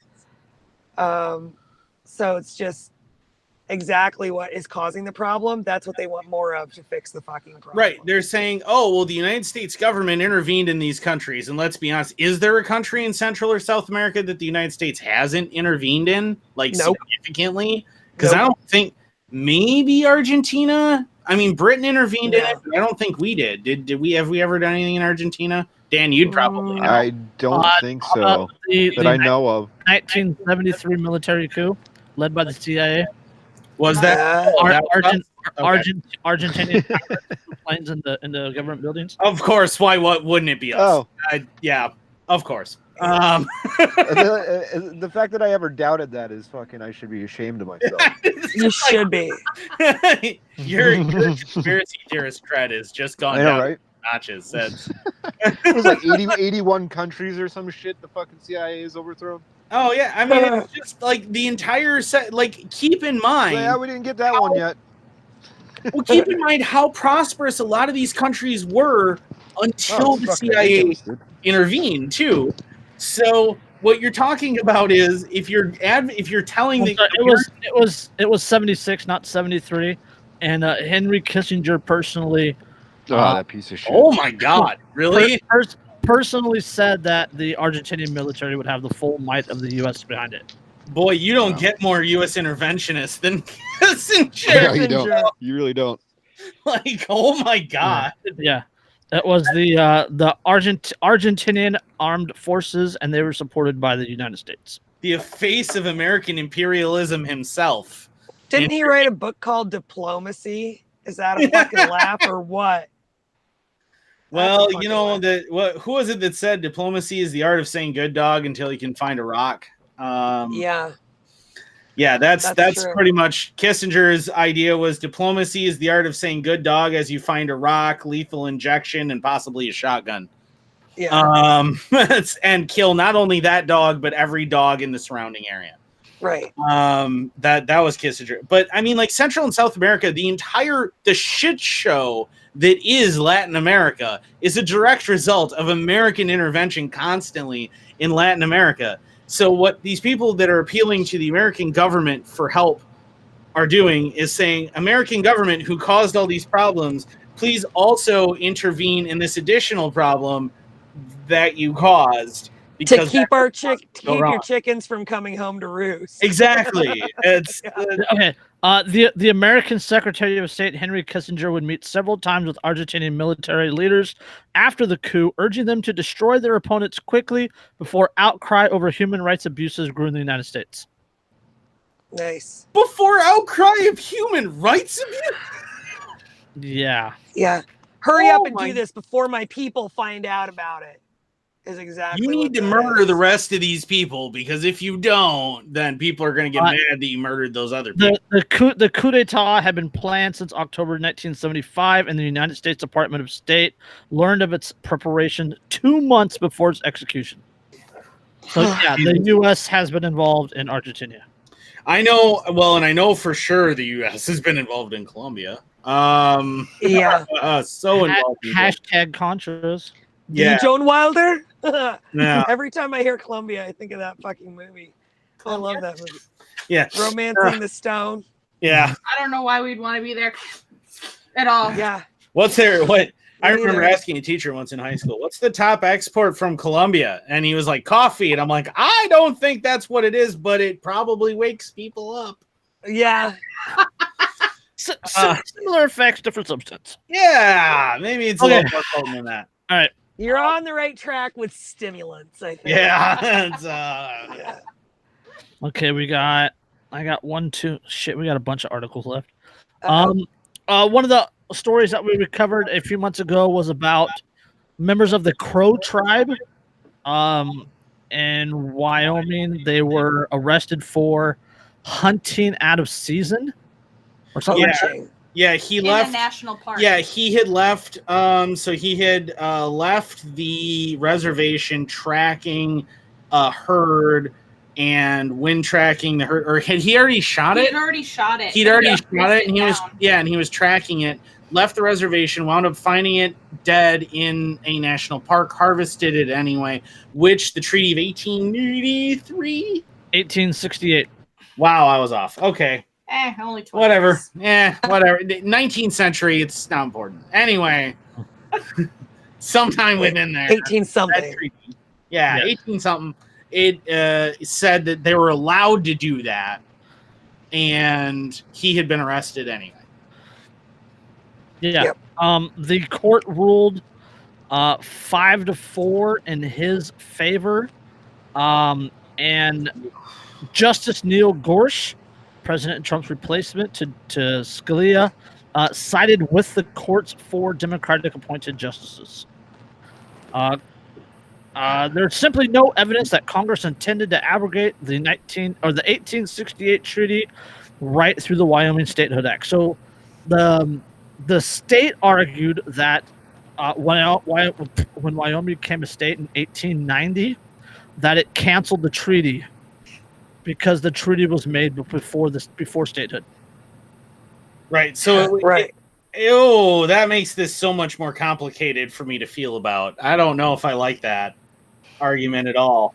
I feel like that's a bummer of an argument. No, it makes it so much more complicated because now then it makes it a states' rights issue. But It's because does the state have to abide by what the federal government has said before the state even existed, or does the state truly get to set its own rights and its own decisions for what its laws are?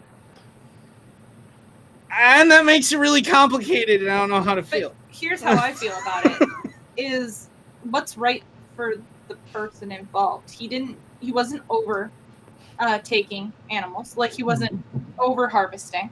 He was literally doing it for him and his family and his friend's family. Yeah, subsistence hunting. That's it. So what's Right. fair for the person? What's fair for the person is that. Well, and I don't think a government can own animals at all. Exactly. Like they don't really get that say.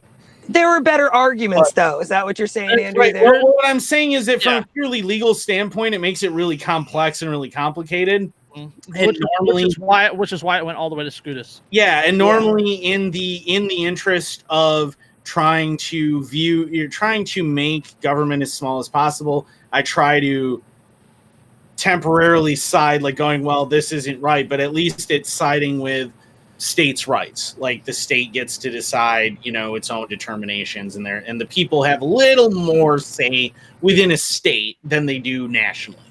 But in this case, it makes it really complicated because it's like, well, but the people who founded the state, should they be obligated to abide by something that they had nothing to do with?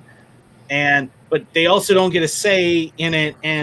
But here's where it gets even more complicated, is because But do they have the right to come along and change a contract that was already in place? But was it truly a contract that was already in place? Because the people who currently are alive didn't sign it, nor are the people who are alive within the federal government signed it. And Right, but if you believe that organizations can enter into contract, it gets really complicated. yeah, that's what I'm saying, is like all this makes it so complicated. But again, though, I hate to side with my leftist past, but the thing is that the tribes were fucked. They really were. Well, that these isn't even necessarily these little treaties that they did manage to get, they should be upheld. even to this day, I think they should be upheld because that is our reparations to them for going, hey, because you're brown. We can argue reparations until we're all blue in the face. But Yeah, no, see, that's what I'm saying is that none of the people who are currently alive had anything to do with anything that happened back then. But what I will say is this. What I will say is this: is that the people of the Crow Nation are operating under the understanding that as a member of that organization, they are entitled to certain things that were agreed upon with members of another organization, and therefore they should be able to do what they should do, ignoring the fact that human rights basically say, dude, that guy should be able to track that fucking thing anywhere that is not private property. Yep.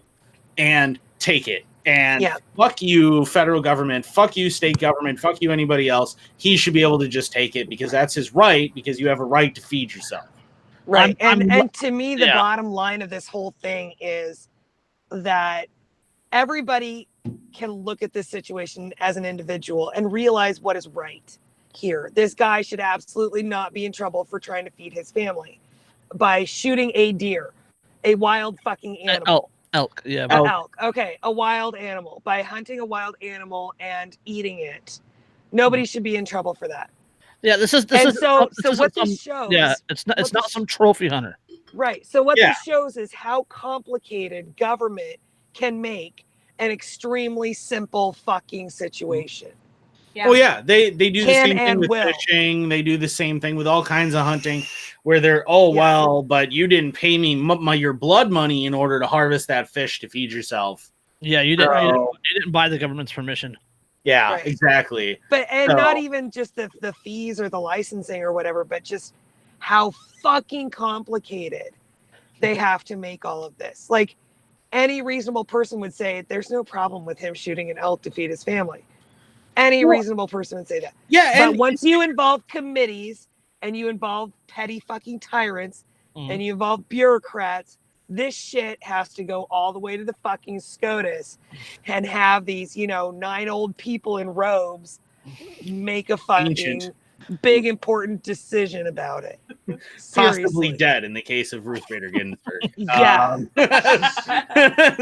Operated by puppet strings. I doubt the body even smells anymore at this point. It's just like a fucking desiccated little corpse. And the thing like with that episode of SpongeBob where like they're trying to sell chocolate and the old lady answers the door and they ask if her mother's home and it's just like a skull with a fucking little brown spine hanging off of it. Yeah. That's Ruth Bader Ginsburg. All right. Yeah, but no, what I was going to say though, real quick, is I was going to say, and the funny thing is, if this had strayed onto private property, and this had been he had gone after it onto private property, gone to the private property owner and say, hey, I shot an elk on reservation land. It ran. It's on your property. Are you cool with me grabbing it? And the private property owner had said, yeah, no, that's cool, man. Go ahead and grab it. Do whatever. Government would have never even heard about it. No would have ever happened. If that elk had crossed the fence onto my property and the guy knocked on my door, I'm helping him find it. Yep. Yeah, because he got it. That's his elk, man. Like not only that, but like I understand subsistence hunting. I understand not wanting an animal to suffer, and especially not wanting a death to go to waste. Yeah. Right.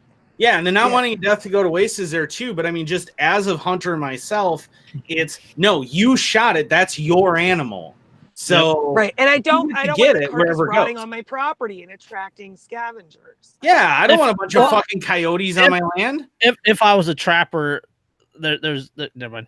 Jason, are definitely on the same page with the not letting a death go to waste because I think that's just our heritage. Yeah, well, and wanton waste is one of the most offensive. Like the people who just shoot animals and leave them to rot. And that's one of my biggest issues with trophy hunters. Yeah. Is they largely take the rack and the choice cuts and then leave the rest to rot. Well, that's not necessarily. I mean, there are a lot. I didn't say all. I said a lot. Well, there are a lot of trophy hunters in Africa that's what they do is they take their trophy and then all the meat and everything goes to the locals. There's also a huge deal with what they call sustained yield. which is a given area can only house a certain number of a species in order in order to maintain a healthy ecosystem. And when you have an overabundance of a given animal in the area, then the entire ecosystem can suffer. Right. That's why a lot of these like safari companies, they employ zoologists. Yes. Who will guide trophy hunters to sick or elderly or injured animals, or to animal breeds that are overpopulated and are damaging the ecosystem. That's also why I'm not against predator control. Let Africa live. If you haven't looked it up, check out Let Africa Live. They're awesome. And speaking of all those things, what's sick to me is that here in the United States, there is actually issues where if you take a deer and you don't want that meat, there are now, depending on the year and the state and all those things, you can't even donate that meat to like the shelters or to a neighbor. Well, you can give it to a neighbor. Yeah. The government won't let you give away meat to people who need food. They will not permit it. Yeah. Yep. I know there's also several states with dealing with like roadkill. If you hit and kill a deer. Well, there's several states. There's several states where they'll offer you the deer first. Yeah, Wisconsin's one of them. One of them. They'll give you a free tag. Yep. Right? Yeah, a free tag. And if you don't, then it'll go to a shelter. And there's other states where, like in Alaska, roadkill automatically the first people to get it are the indigenous people. Nice. Like it's offered to the local tribe first. Yep. And if they pass, then it goes to a shelter. It's the same thing with poached animals in Alaska. If they catch somebody who's poached an animal, not that I agree with the idea of poaching laws, but if somebody poaches an animal and they catch them, or they find somebody who shot an animal and then left it, they take that meat immediately. They take the animal to whatever the closest native village is to offer it for anybody who needs it. And like, I actually watched. You don't waste meat in Alaska. Oh, about living in Alaska. It shouldn't be wasted anyway. But right. Yeah, but I watched a show where like a guy talked about. He said one adult moose will get a family of 6 through an entire winter. Yeah, right. Like that's how much meat is there, and so like that's really really valuable. So the idea that if this guy hadn't tried, we're almost out of time. Pursue it. He would have had to let it go to waste, let it rot, and all of that meat, everything would have gone. It would have gone for nothing. Not only would that meat have gone to rot, but his family still would have been hungry, so he would have had to have gone and taken another life. Yep. No. Yeah. Speaking of making things complicated, a 16-year-old girl is facing child pornography charges for making a sex video of herself. Fucking infuriating. So dumb. The victim and the perp are the same fucking person. How can you be the victim and how can you be prosecuted and the victim? I don't know. I know. Figure that one out. Oh, we have a victim? Oh, who is it? It's him. Okay, so do I sit both on the prosecution side and the... They're gonna have to put a third table right in the middle. Yeah, I'm just gonna have to sit in the middle, and I'm gonna have to can you give me a black hat and a white hat, and I'll just change. Yeah, so Maryland's High Court will soon decide whether 16-year-old girl SK can face child pornography charges for taking a video of herself performing a sex act and sending it to a few of her close friends. SK shared the video in which she performs consensual oral sex on an unidentified male with 2 close friends and fellow students who later reported it to her school resource officer. Okay, first of all, people aren't your friends. Yeah, they're not your friends. I was just going to say that. SK is the only person charged in connection with the alleged crime. The Special Court of Appeals upheld SK's conviction, ruling that the consensual nature of the sex act in question was irrelevant, as was the fact that it was not illegal for SK to perform the act. Taking a video of the act and sending it to other people constituted distribution of child pornography, according to the court's decision. Hold on. Quote: the First Amendment of the United States Constitution does not protect conduct of a minor who distributed a digital video file of herself engaged in as a subject in a consensual sexual conduct, wrote the court. Actually, I think it does. Before anybody else talks here, were all of those people that she distributed it to also underage? I would assume said, so. The court said that it doesn't matter because she is the only one facing charges. That's absolutely fucking ridiculous. Because she took the video and distributed the video. That's the boy thing. that she was the boy that she was with in the video isn't being charged. Irrelevant. That's irrelevant according to Yeah, the they're court. saying it's irrelevant if anybody is of the thing that age of matters. consent. She's a minor. The only thing that matters is the distribution of child pornography, quote unquote. Got it. Okay. And then the worst part is for me, is this is not the first time this has happened. Right. This happened in 2015 in North Carolina, where a boy was caught with a video or pictures of himself and videos of himself and his girlfriend that his girlfriend also had on her phone because he had then sent them to her. He was charged with possession and distribution of child pornography for pictures of himself.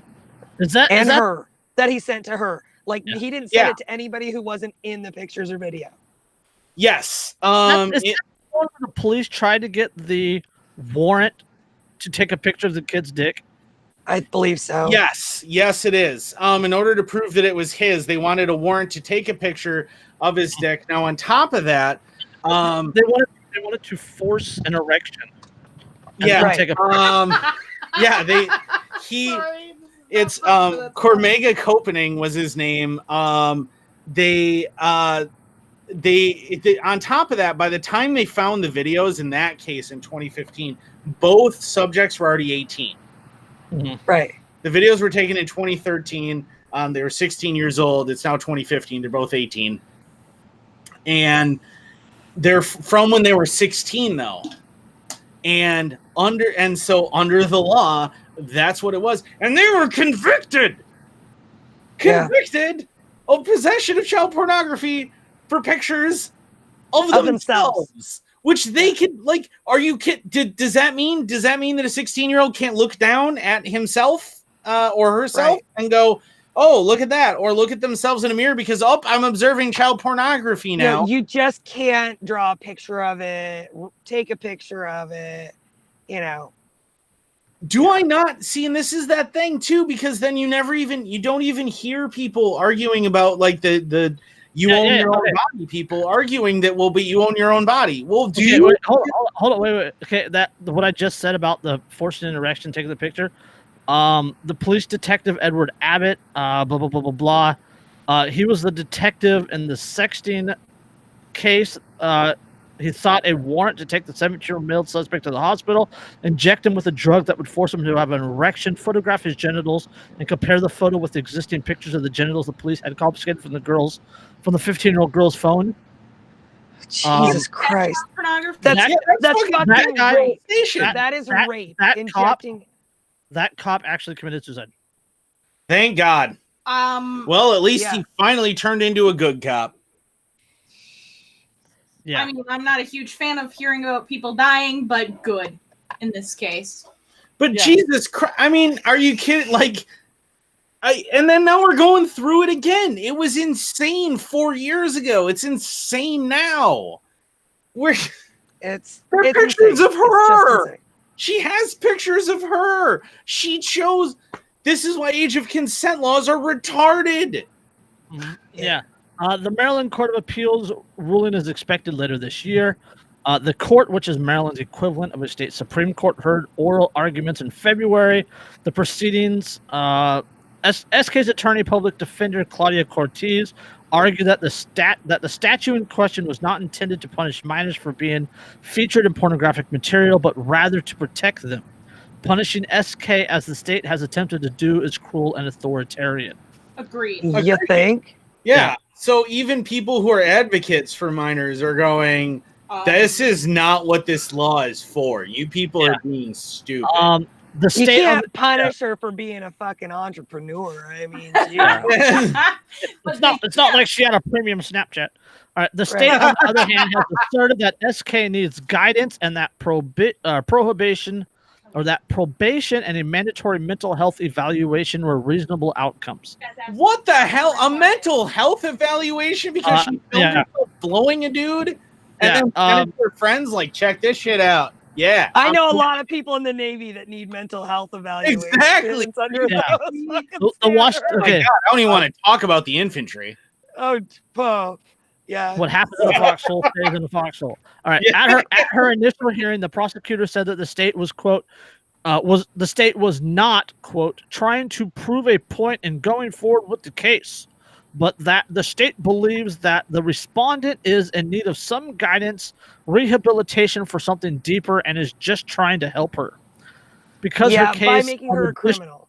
Because the case on the distribution of child pornography was in juvenile court, the teen never faced mandatory sentence or the possibility of having to register as a sex offender. She was put on probation and a referral to a mental health evaluation. So, translation here, I claim to worship God, but I actually worship this state, but I'm going to go ahead and try and operate based on the principles that I think God laid down, even though I completely don't understand them very clearly. So I'm going to go ahead and apply my own stupid, prudish interpretation of things to the absolute authority in my life, which is government, and think that government needs to help this person by force to be the person that I think they should be. Right. Is what? Hey, did we lose Dan, by the way, or did he fall asleep, or what? I don't know. His mic is muted. He probably fell asleep. No, there's Dan right there. My mic has been muted. No, I've been listening in. I was gonna comment and shit, and I think I've been commenting, but you guys didn't hear me because my mic was on fucking mute. Yeah, your mic was on Jesus mute. Christ, what the fuck, man? Most professional podcast ever. Yeah, I was gonna Right? say, God, we are. I've been amazing. here the whole entire time, though. Like, We should bring this case Wow. before the U.S. government's new natural law board. yeah, for real. I should get a fucking mental health evaluation too already. Fucking Christ.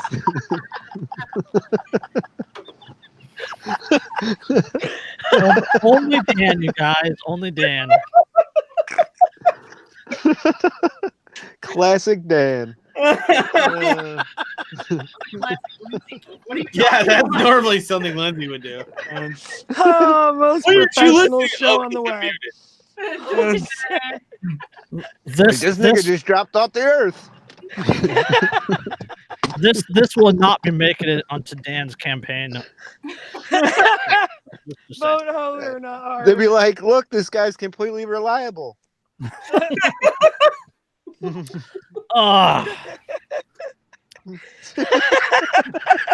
Yeah. All right. So do you have anything to add? I don't know. I forgot because we got caught up in this. But like, We are no, damn like, professionals. if we're talking about Stop! the porn charge or whatever, like I think it's fucking ridiculous that Distribution of child pornography. Yeah, that's fucking outlandish. You're gonna ruin a girl's fucking life over something that kids do every fucking day. Not saying that I condone it, but the technology's available for them to do that, so it's gonna fucking happen. And Oh my god! And I mean, not only is the technology available, but they're 16 years old. I mean, yeah, exactly. one Like of us we was wouldn't have 16. done that when we were 16 if we had phones. Yeah, exactly. Oh my god! I'm so glad we didn't have smartphones. Oh my when we fucking were god, dude! So I much would be incriminating shit. in jail. So much. Oh my god! Oh yeah, man. Yeah. I'm Oh, only 2 terrible. years younger than Andrew, but the answer to that is we did. Yeah, we didn't have smartphones. Didn't exist until I was an adult. So Yeah. let's see. When I was in high school, if a kid had a pager or a cell phone, they were a drug dealer. No, that makes sense. I had a cell phone in high school, but it was prepaid. So and one of those big bricks. They all were. My first cell phone everybody's was a phones were Nokia prepaid. 200. Nice. My first. Hang on, this is just really neat. I'm so proud of the fact that I still have it. Let me find. There it is. Look at this. Look at this. My first cell phone as an adult, kids. This is my first cell phone as an adult. Flip phones weren't even a thing. No. Mine was like this brick with a little antenna that you pulled out of the top. Mine didn't even have an antenna. Mine was the Nokia 3200, the one that you would drop and it would break the floor. Yeah, Right. I had one. Yeah, word. That the The one memes that are took down about. the World Trade Yeah. Center.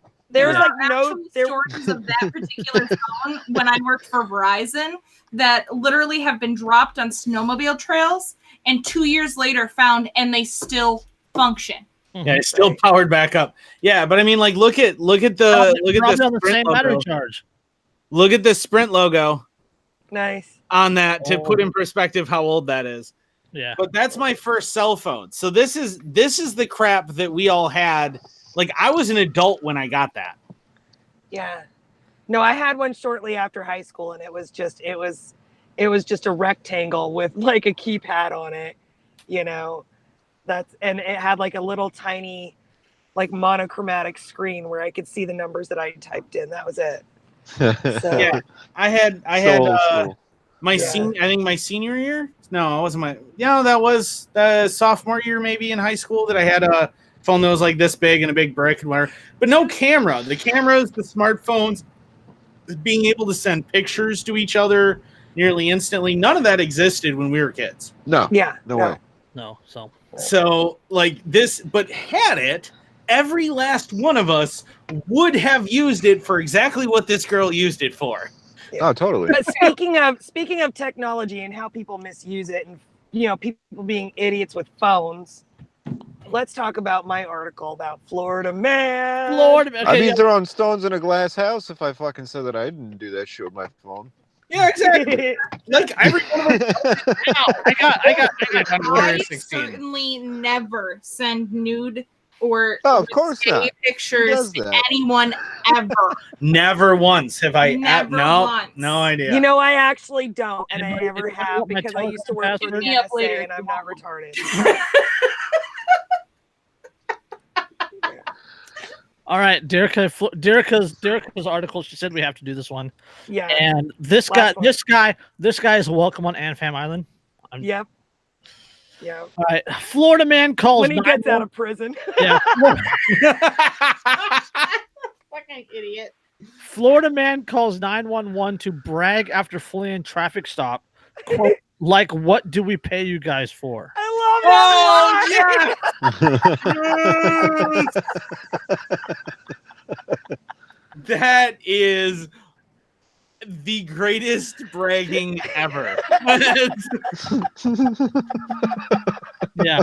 And he says something about what's his car, like an Acura or whatever. He's like, it's too fast or something like that. Yeah. There's El Negrito's I'm tripping. freaking Negrito. All right. So a St. Johns County man has been arrested on multiple charges after deputies say he fled a traffic stop and then calling to brag about it. Nicholas Jones, 19, was arrested on May 5th for reckless driving, fleeing and eluding, misusing 911, and violation of probation after doing a burnout during a traffic stop and then calling to ask 911 why he had not yet been caught. I fucking like this guy. I like him so much. Yeah, Y'all ain't doing your job. according to St. Johns County Sheriff's Office arrest report, a deputy was trying to Controlling pull the over police a and shit. white Hyundai for a traffic stop when the car took off, squealing its tires and speeding out of a parking lot on South Woodland Street. Roughly an hour later, the report says that a subject called 911 and advised the following. Subject, quote, I want to know. I ran from a cop 30 minutes to an hour ago. I was this guy that over there off of King's Estates, like, what do we pay you guys for? Like, I've driven past 4 cops. And then the dispatcher replies, quote, what do you mean you ran from a cop? And the kid says, I mean, he turned his lights on me and he got behind me, and as he was walking up to my car, I did a donut around him and left him. He did a fucking donut around. This cocky motherfucker, man. I gotta read that again for Andrew. Yeah. Yeah. Oh my All right. god. Oh God, what I miss? Okay. You're So some amazing the- toxic masculinity. the kid gets away and he calls 911, right? and then Okay. he calls in and he says, quote, I want to know, I ran from a cop 30 minutes to an hour ago. I was the guy that over there off of King's Estates. What do we pay you guys for? I've driven past 4 cops. Right? He did when the cop Hold pulled on. over and Wait. got out. And then the dispatcher says, what do you mean you ran from a cop? And the kid replies, I mean, he turned his lights on me and got behind me. And as he was walking up to my car, I did a donut around him and left him. That is the vehicular equivalent of a tea bag. Yeah, right. Yeah, okay. Seriously. And then the dispatcher says, okay, you want to now see the officer, or what's your question? The kid says, my question is, I'm assuming he put an APB out that has someone looking for my car. So he definitely got the plate number, but I've passed 4 cops just driving around. What are you guys doing? He's now a concerned citizen. He's going, holy shit! Now this is turned into an audit. I was just And testing you you guys. clearly Fail. Fail. What do they call that? What do they call it? A constitution check or a rights check or something like that? yeah. James did that. James Baker. Yeah, James Baker did that.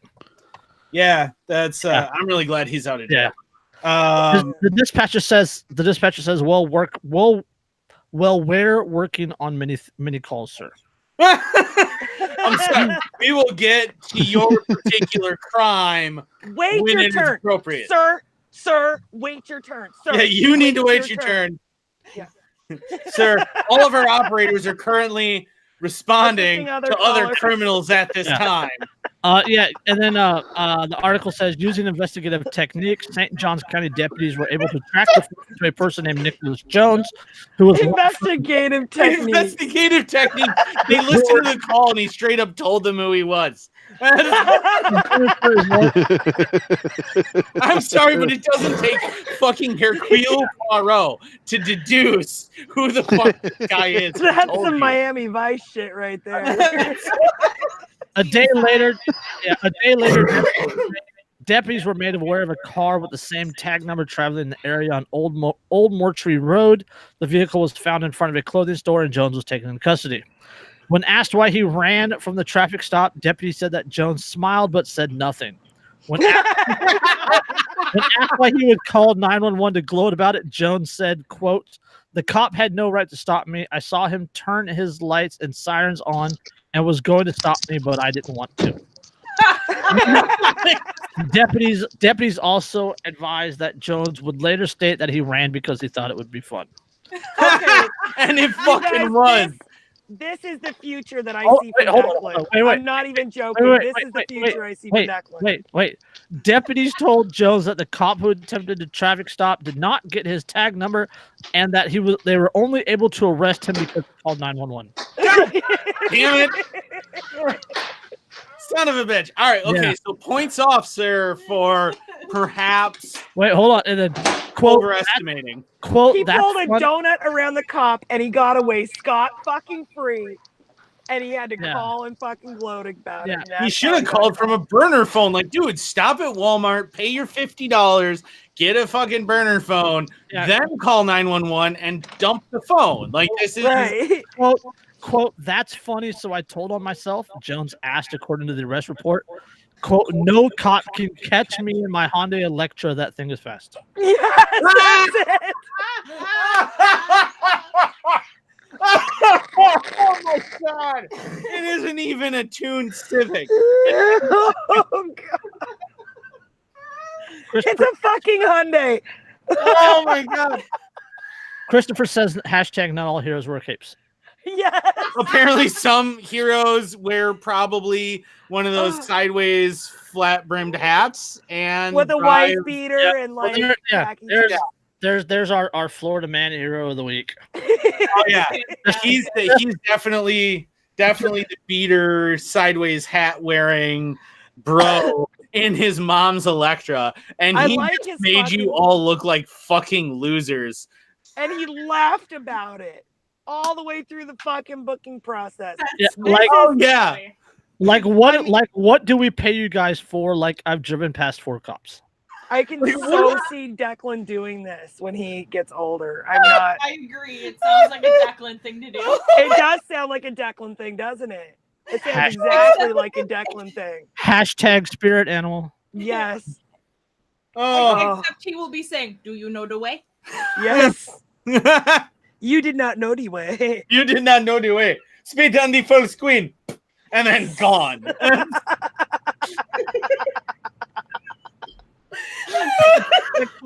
Oh god. And he's gonna do it in his underwear. Yeah, I'm the whole just time.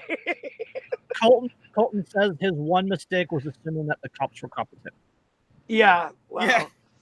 I just think, love I that think he he was knew that they weren't. I mean, like nobody who thinks that the cops are competent actually thinks that they'll actually thinks of doing a donut around a fucking cop Yeah. in a parking did lot and speeding away. You have to already know that they're incompetent fucking idiots. Oh. Which is You're gonna also pull why he some left. shit He's like like, I that. told on myself. Like, you guys couldn't even catch me.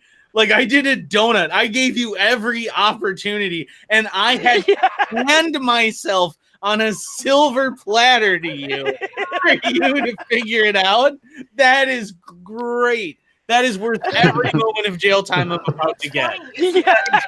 In the jail. Yeah. Well, and the best part is that he gets to say all this shit in front of a fucking judge and watch Yeah. the judge look at the cops. Like, are you fucking serious? Right.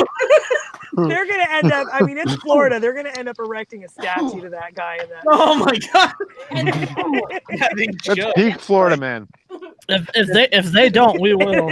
I was gonna say, I feel like Exactly. Florida. Yeah, he is We'll start a definitely GoFundMe. Yeah, he is the epitome of Florida man. Yeah. Oh, goodness gracious. Oh, so What's much Florida fun. man's kryptonite? Is there any? Sanity. Narcan. I don't, Narcan. Narcan. Narcan. yoga pants. yeah, that's it. I mean, I think once you've passed that one out, what else? Florida's like pretty much an open air insane asylum. It's insane. It is like, and the best part is like I used to when I worked for a telecom, like I used to work with Port Charlotte and Punta Gorda, which are arguably two of the most insane places in all of Florida. Which So Yeah, right. Cutting the fiber. yeah, and Golden Gate, which is Well, also the deeper you go into the interior, the crazier it gets. it's just well they're I on don't the know, you West guys- Coast, but Jacksonville can get pretty out of hand. I'm just saying. yeah. But I mean, just like it's constantly like, oh, Florida man eats own penis because mother sold his Xbox. Like it's just Florida man Insane. wrestles This is alligator absolute to retrieve absurdity. his penis and then eats it. You guys know Jeremy Hengeller's a Florida man now, right? Yeah. Right. He's living down there at Merrick's. He's no longer Yeah, New he's York hanging out man. with Merrick. No, he's living down there with Merrick. So all right, we got Well, one. That's usually the direct pipeline from New York to fucking Florida. Snowbird. Yeah. no, But it's snowbird, but he waited until the snow was gone to go down there. Yeah. It's Wisconsin to Florida. Yeah, There's it's actually Wisconsin. it is hilarious how many people from Wisconsin wind up. All right, in- we got one more article, and I only want to do it because I want to do it. Okay, fast. All right, Judge. Oregon refugee occupier Jason Patrick must get a government ID and file tax return or return to custody. A federal judge Thursday promised to revoke Oregon refugee occupier Jason Patrick's supervised release if he doesn't obtain an official ID and proof that he's filed an IRS accepted tax return by July 9th. Quote, if you're not willing to comply with the conditions of your supervision, this is only going to end one way. U.S. District Judge Anna J. Brown told Patrick, it really ends up being left to you. No, that's So- bullshit. I hate when they fucking pawn off responsibility like that. for their own behavior. Pepilin, bitter. Yeah. It's your fault that responsibility. Yeah, it's your fault that you are not kowtowing to my bullying. It's all your fucking fault. Yeah, it marks the second time Patrick has been ordered since his release from custody to get a government-issued ID and file a tax return. Patrick, 47, was sentenced in February 2017 to 1 year and 9 months in prison for his role in the armed occupation of the Mauer National Wildlife Refuge in southeastern Oregon. A jury convicted Patrick of conspiracy to impede federal workers through intimidation, threat, or violence, a felony, and the judge convicted him of trespass, tampering with vehicles and equipment, and destruction or removal of property, all misdemeanors. At the time of his sentence, he had already served 1 year and 4 months. He was released from prison March 30th, according to the Federal Bureau of Prisons. Most recently, he had been living in a trailer in Baker City. Patrick's probation officer, Jeffrey Clinton, testified that the ID from the Bureau of Prisons that Patrick carries isn't valid because he's no longer an inmate. Why? Wait a minute. What year was he released? He was sentenced in 2017. At that time, he had already done 1 year and 4 months, so he's been out for 2 years. Okay, never mind.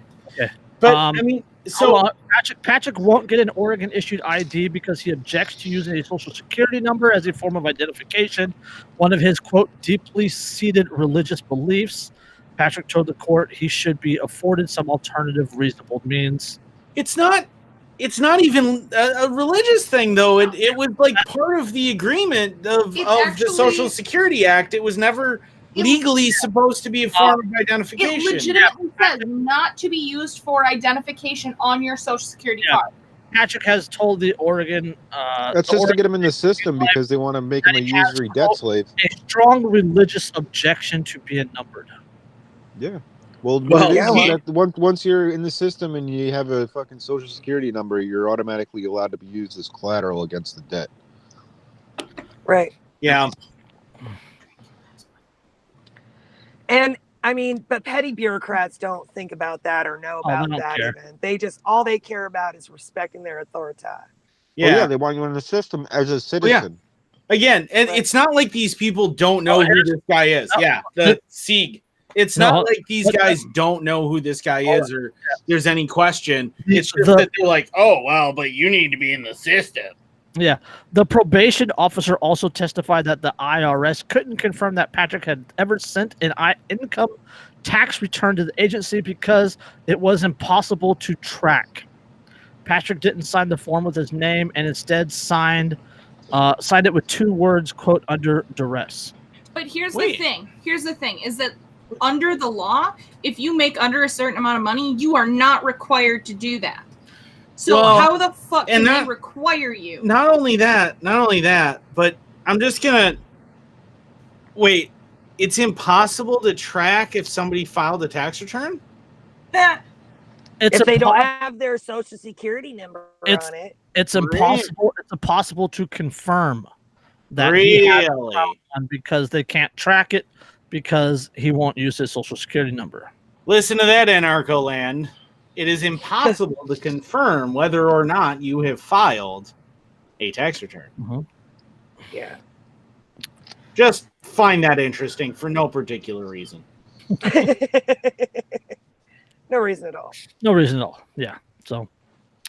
All right. Well, I got kids. I got to get in bed. So, on that note, I was gonna have like a cool joke about time traveling, but you guys didn't like it. And I think that'll be it for the night, you guys. My face hurts from laughing. This episode made my fucking face hurt. Oh. Yeah. Mostly Florida man. I'm gonna go slap all like my TENS unit pads all over my face and turn that shit on. Yep. So yeah, episode 64. Thank you, Florida man. Yep. And we'll go do a donut around a Cop America. Yeah. And don't forget. Start looking for the sex laws in your state for episode 69. Yeah. Yes. And cops love donuts. And also don't forget to check out my sponsor who I need to promote, libertytees.com. Mm-hmm. Awesome. That's where the shirt came from. Most of the shirts you see on the show that I wear, that's where they come from. So also buy my book. Yeah, Derica's book, Andrew's YouTube, and Dan's Facebook are all in the description below. Go check them out, or don't. I don't care. It'd be a whole lot cooler if you did. Yeah, absolutely. So, on that note, for the 5th time, peace.